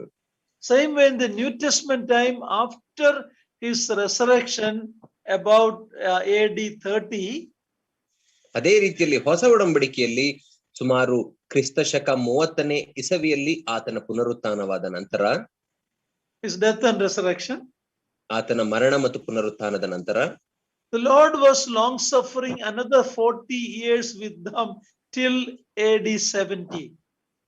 ಮತ್ತೆ ಕರ್ತನು ಕ್ರಿಸ್ತ ಶಕ 70ನೆಯ ಇಸವಿಯವರೆಗೂ ಅವರೊಟ್ಟಿಗೆ ತಾಳ್ಮೆಯಿಂದ ಅವರಿಗಾಗಿ ಕಾಯ್ದುಕೊಂಡಿದ್ದನು. 40 ವರ್ಷಗಳ ಕಾಲ. When they hardened their heart, they rejected the message through Peter, message through Stephen, message through Saul of Tarsus. Finally, God's judgment came on them. So the tongues are speaking all that was a sign to the unbelieving Jews. ಕಡೆಯದಾಗಿ ದೇವರು ತಾಳ್ಮೆಯಿಂದ ಕಾಯ್ದುಕೊಂಡಿದ್ದಾಗಲೂ ಕೂಡ ಅವರು ದೇವರನ್ನ ತಿರಸ್ಕರಿಸಿದ್ದರ ನಿಮಿತ್ತದಿಂದಾಗಿ ಪೇತ್ರನ ಮೂಲಕ ಮಾತನಾಡಿದರು, ಸ್ಟೆಫನನ ಮೂಲಕ ಮಾತನಾಡಿದರು ಮತ್ತು ಪೌಲನ ಮೂಲಕ ಮಾತನಾಡಿದರೂ ಅವರು ಆತನನ್ನ ತಿರಸ್ಕರಿಸಿದ ಕಾರಣ ಕಡೆಯದಾಗಿ ಆತನ ನ್ಯಾಯ ತೀರ್ಪು ಅವರ ಮೇಲೆ ಕ್ರಿಸ್ತ ಶಕ 70ನೇ ಇಸವಿಯಲ್ಲಿ ಬಂತು. Look at Isaiah chapter 28 verse 11 and 12. ಯೆಶಾಯನ ಪ್ರವಾದನೆ ಗ್ರಂಥ 28ನೇ ಅಧ್ಯಾಯ 12 ಮತ್ತು 13ನೇ ವಚನವನ್ನು ನಾವು ನೋಡಿಕೊಳ್ಳೋಣ. 11 and 12. 11 ಮತ್ತು 12. ಯೆಶಾಯ 28, 11 ಮತ್ತು 12. ಹೌದು, ಮೊದಲು ಮಾತಿನವರು ಅನ್ಯ ಭಾಷೆಗಳು, ಇವರ ಮೂಲಕವಾಗಿಯೇ ಯೆಹೋವನು ಈ ಜನರ ಮಧ್ಯದಲ್ಲಿ ಮಾತಾಡುವನು. ಆತನು ಮೊದಲು ಇದೇ ನಿಮಗೆ ಅವಶ್ಯಕವಾದ ವಿಶ್ರಾಂತಿ, ಬಳಲಿದವರನ್ನು ವಿಶ್ರಮಗೊಳಿಸಿರಿ, ನಿಮಗೆ ಅನುಕೂಲವಾದ ಉಪಶಮನವು ಇದೆ ಎಂದು ಹೇಳಿದಾಗ ಇವರು ಕೇಳಲೊಲ್ಲದೆ ಹೋದರು.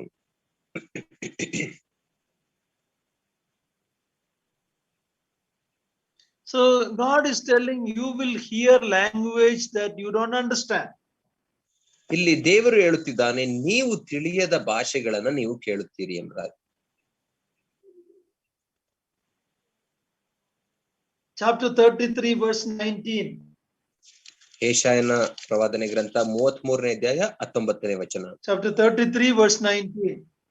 33ನೇ ಅಧ್ಯಾಯ 19ನೇ ವಚನ. ನಿಮಗೆ ತಿಳಿಯಲಾಗದ ಅನ್ಯ ಭಾಷೆಯನ್ನು, ನೀವು ಗ್ರಹಿಸಲಾರದ ತೊದಲು ಮಾತುಗಳನ್ನು ಆಡುವ ಆ ಕ್ರೂರ ಜನರನ್ನು ಕಾಣದೆ ಇರುವಿರಿ. So this was referring also to when the Babylonians came to Jerusalem and destroyed Jerusalem. ಇದು ಬಾಬೇಲ್ ಸಂಸ್ಥಾನದ ಜನರು ಯೆರೂಸಲೇಮನ್ನ ಆಕ್ರಮಿಸಿ ಅದನ್ನ ನಾಶಗೊಳಿಸಿದ ಆ ದಿನದ ಪ್ರವಾದನೆಯೂ ಕೂಡ ಆಗಿದೆ.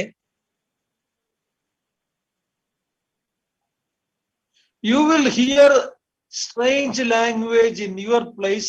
That is a sign that God's judgment is going to come upon you. ನೀವು ನಿಮ್ಮ ಸ್ವಂತ ಸ್ಥಳದಲ್ಲಿ ನಿಮಗೆ ತಿಳಿಯದ ಅನ್ಯ ಭಾಷೆಗಳನ್ನ ಕೇಳುವಿರಿ, ಆಗ ನೀವು ತಿಳಿದುಕೊಳ್ಳಬೇಕು ದೇವರ ತೀರ್ಪು ನಿಮ್ಮ ಮೇಲೆ ಬರುತ್ತದೆ ಎಂಬುದಕ್ಕೆ ಅದೇ ಸೂಚನೆ.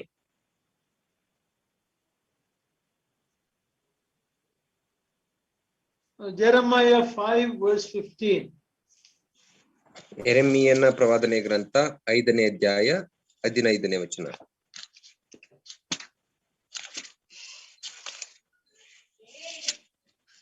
Jeremiah 5:15. ಯೆರೆಮೀಯನ ಪ್ರವಾದನೆ ಗ್ರಂಥ 5ನೇ ಅಧ್ಯಾಯ 15ನೇ ವಚನ. ಇಗೋ, ಇಸ್ರಾಯೇಲ್ ವಂಶವೇ, ಯೆಹೋವನ ಮಾತನ್ನು ಕೇಳು. ನಾನು ಒಂದು ಜನಾಂಗವನ್ನು ದೂರದಿಂದ ನಿಮ್ಮ ಮೇಲೆ ಬರಮಾಡುವೆನು. ಅದು ತಲತಲಾಂತರಗಳಿಂದ ಸ್ಥಿರವಾದ ಜನಾಂಗ. ಅದರ ಭಾಷೆಯು ನಿಮಗೆ ತಿಳಿಯದು, ಅದು ಆಡುವ ಮಾತುಗಳನ್ನು ನೀನು ಗ್ರಹಿಸಲಾರೆ.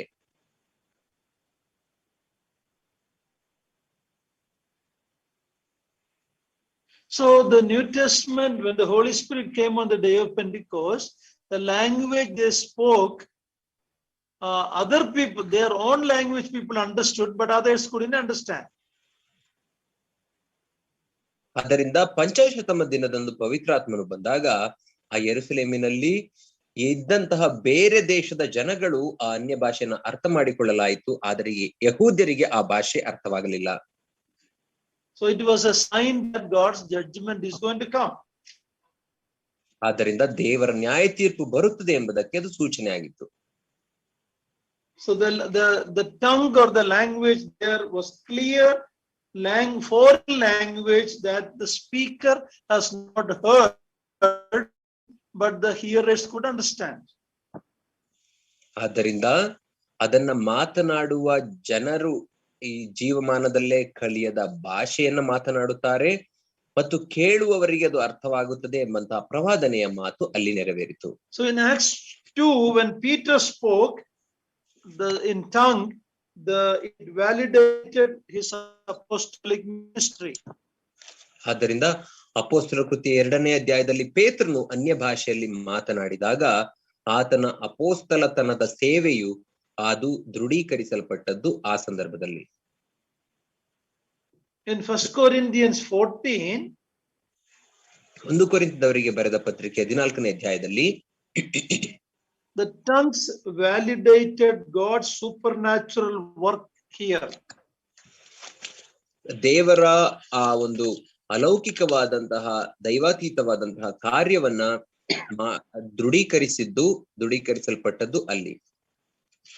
In Acts 10, in the house of Cornelius, ಅಪೊಸ್ತಲರ ಕೃತ್ಯ 10ನೇ ಅಧ್ಯಾಯದಲ್ಲಿ ಕೊರ್ನೇಲ್ಯನ ಮನೆಯಲ್ಲಿ the tongues validated salvation reaching to the Gentiles. ಅಲ್ಲಿ ಅನ್ಯ ಭಾಷೆಯಿಂದ ವಿವಿಧ ವಾಣಿಗಳನ್ನಾಡುವ ವರವು ಅವರ ಮೇಲೆಯೂ ಬಂದ ಕಾರಣವೇನೆಂದರೆ ಅನ್ಯ ಜನರಿಗೂ ದೇವರ ರಕ್ಷಣೆಯು ಅದು ವಿಸ್ತರಿಸಲ್ಪಟ್ಟಿದೆ ಎಂಬುದನ್ನು ದೃಢೀಕರಿಸುವುದಕ್ಕಾಗಿ. In Acts 19 verse 6, ಅಪೊಸ್ತಲರ ಕೃತ್ಯ 19ನೇ ಅಧ್ಯಾಯ 6ನೇ ವಚನದಲ್ಲಿ it also validated Paul's apostolic ministry. ಅದು ಪೌಲನ ಅಪೋಸ್ತಲತನವನ್ನ ದೃಢೀಕರಿಸುವುದಕ್ಕಾಗಿ ಆ ಅದ್ಭುತ ಕಾರ್ಯಗಳು ಅನ್ಯ ಭಾಷೆಯು ಮಾತನಾಡಲ್ಪಟ್ಟಿತು.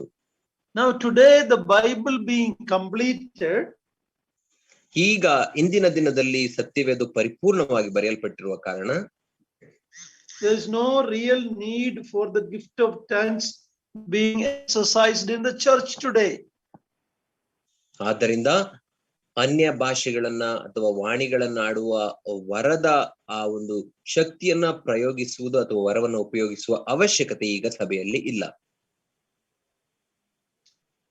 When God spoke to people in the Bible, we always see God spoke in their own language. ನಾವು ಸತ್ಯವೇದದಲ್ಲಿ ದೇವರು ಜನಗಳೊಟ್ಟಿಗೆ ಮಾತನಾಡುವಾಗ ಅವರ ಸ್ವಂತ ಭಾಷೆಯಲ್ಲಿಯೇ ಅವರೊಟ್ಟಿಗೆ ಮಾತನಾಡಿದನು ಎಂದು ನೋಡುತ್ತೇವೆ. Look at Acts 26 verse 14. ಅಪೊಸ್ತಲರ ಕೃತ್ಯ 26ನೇ ಅಧ್ಯಾಯ 14ನೇ ವಚನವನ್ನ ನೋಡಿಕೊಳ್ಳೋಣ.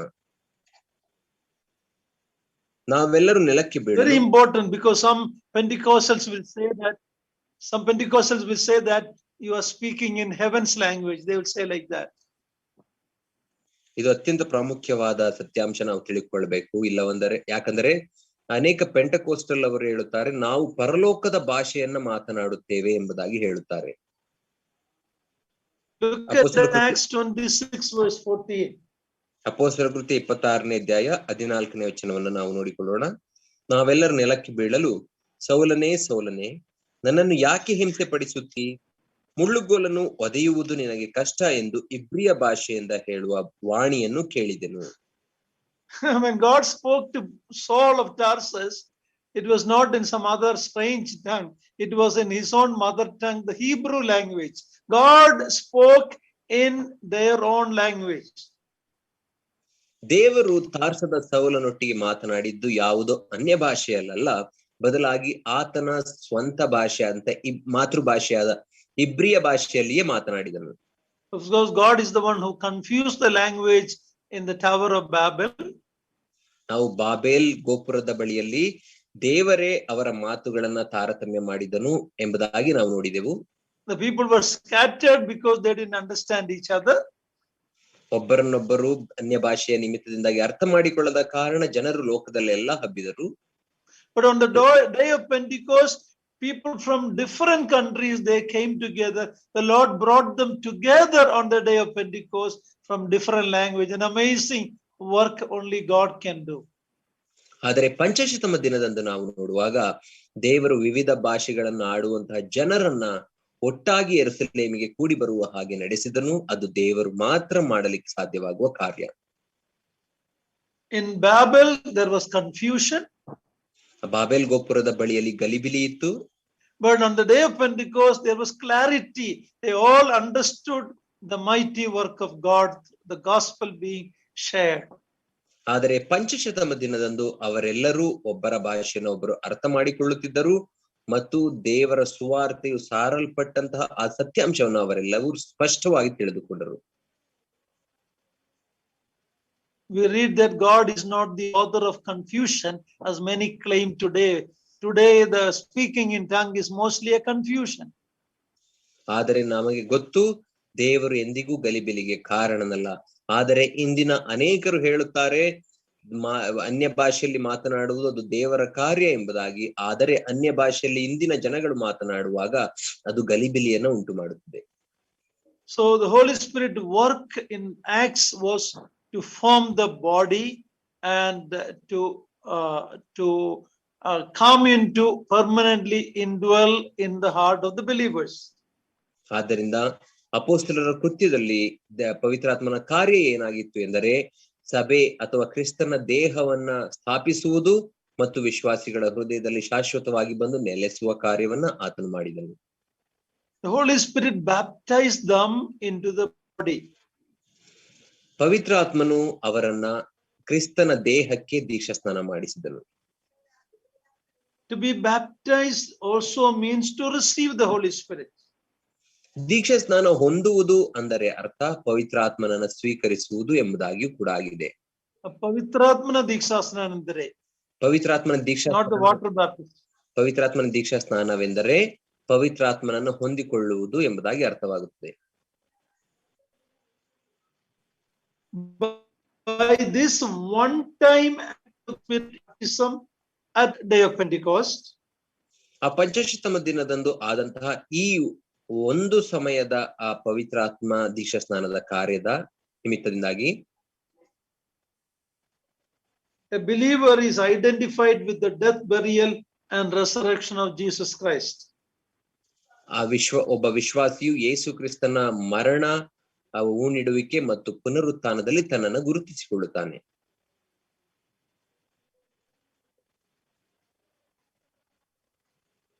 Is placed into the body of Christ as a member of the church.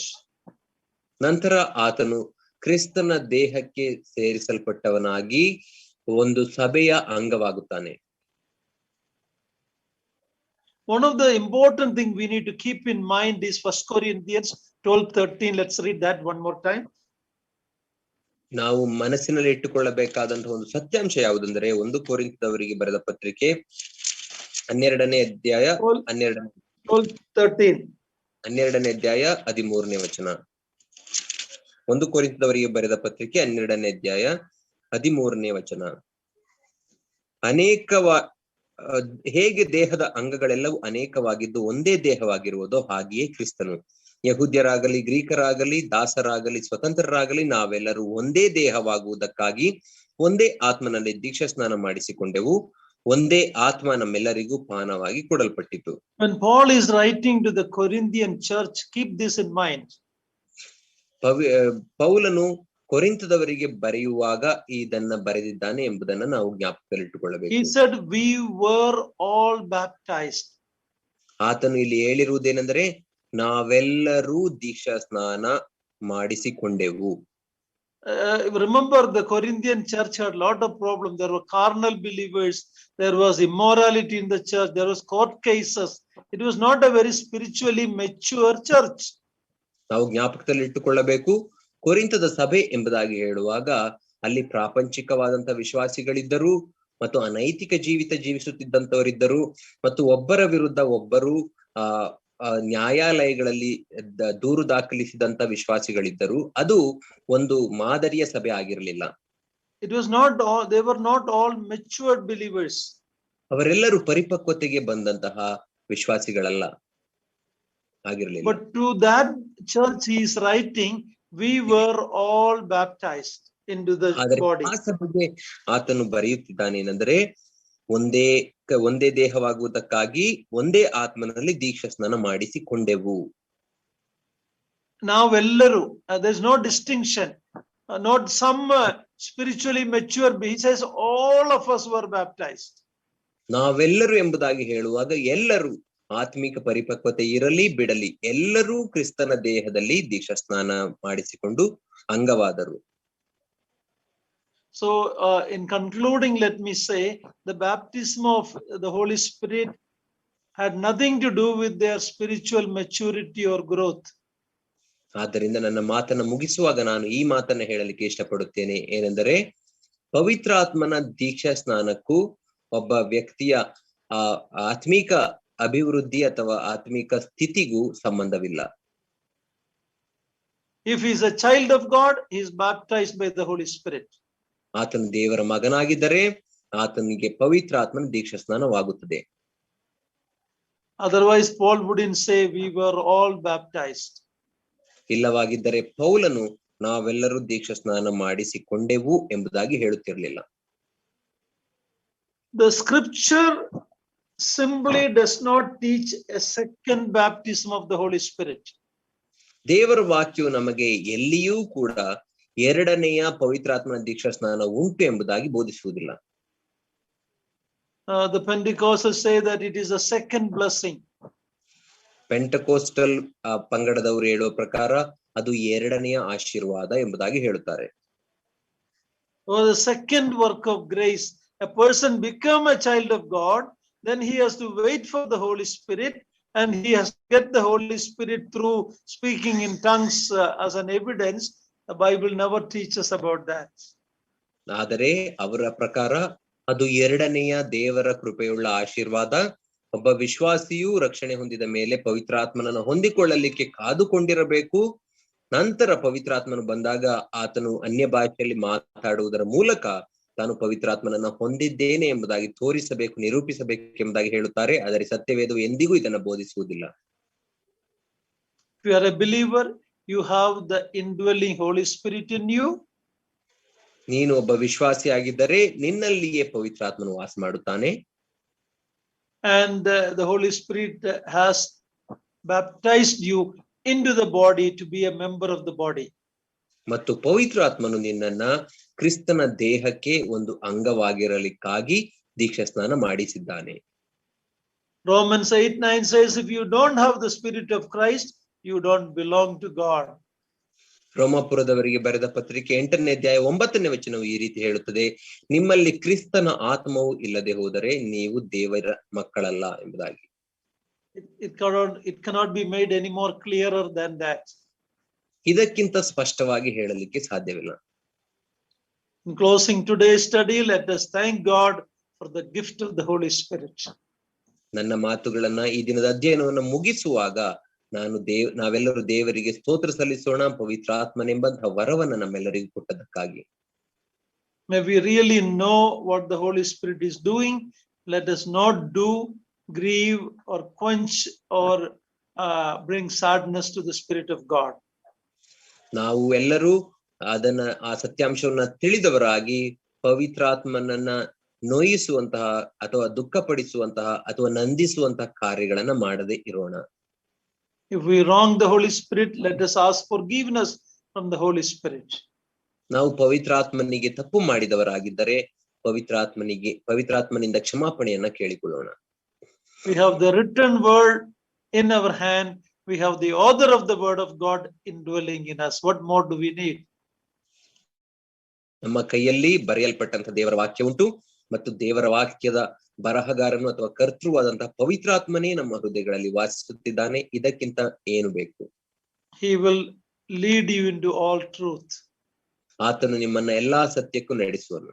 And he will show you things to come. ಆತನು ಬರಲಿಕ್ಕಿರುವಂತಹ ಸಂಗತಿಗಳನ್ನ ನಿಮಗೆ ತಿಳಿಸುತ್ತಾನೆ. May his name be glorified. God's name be glorified. ಆತನ ನಾಮಕ್ಕೆ ಮಹಿಮೆ. Thank you, Brother James.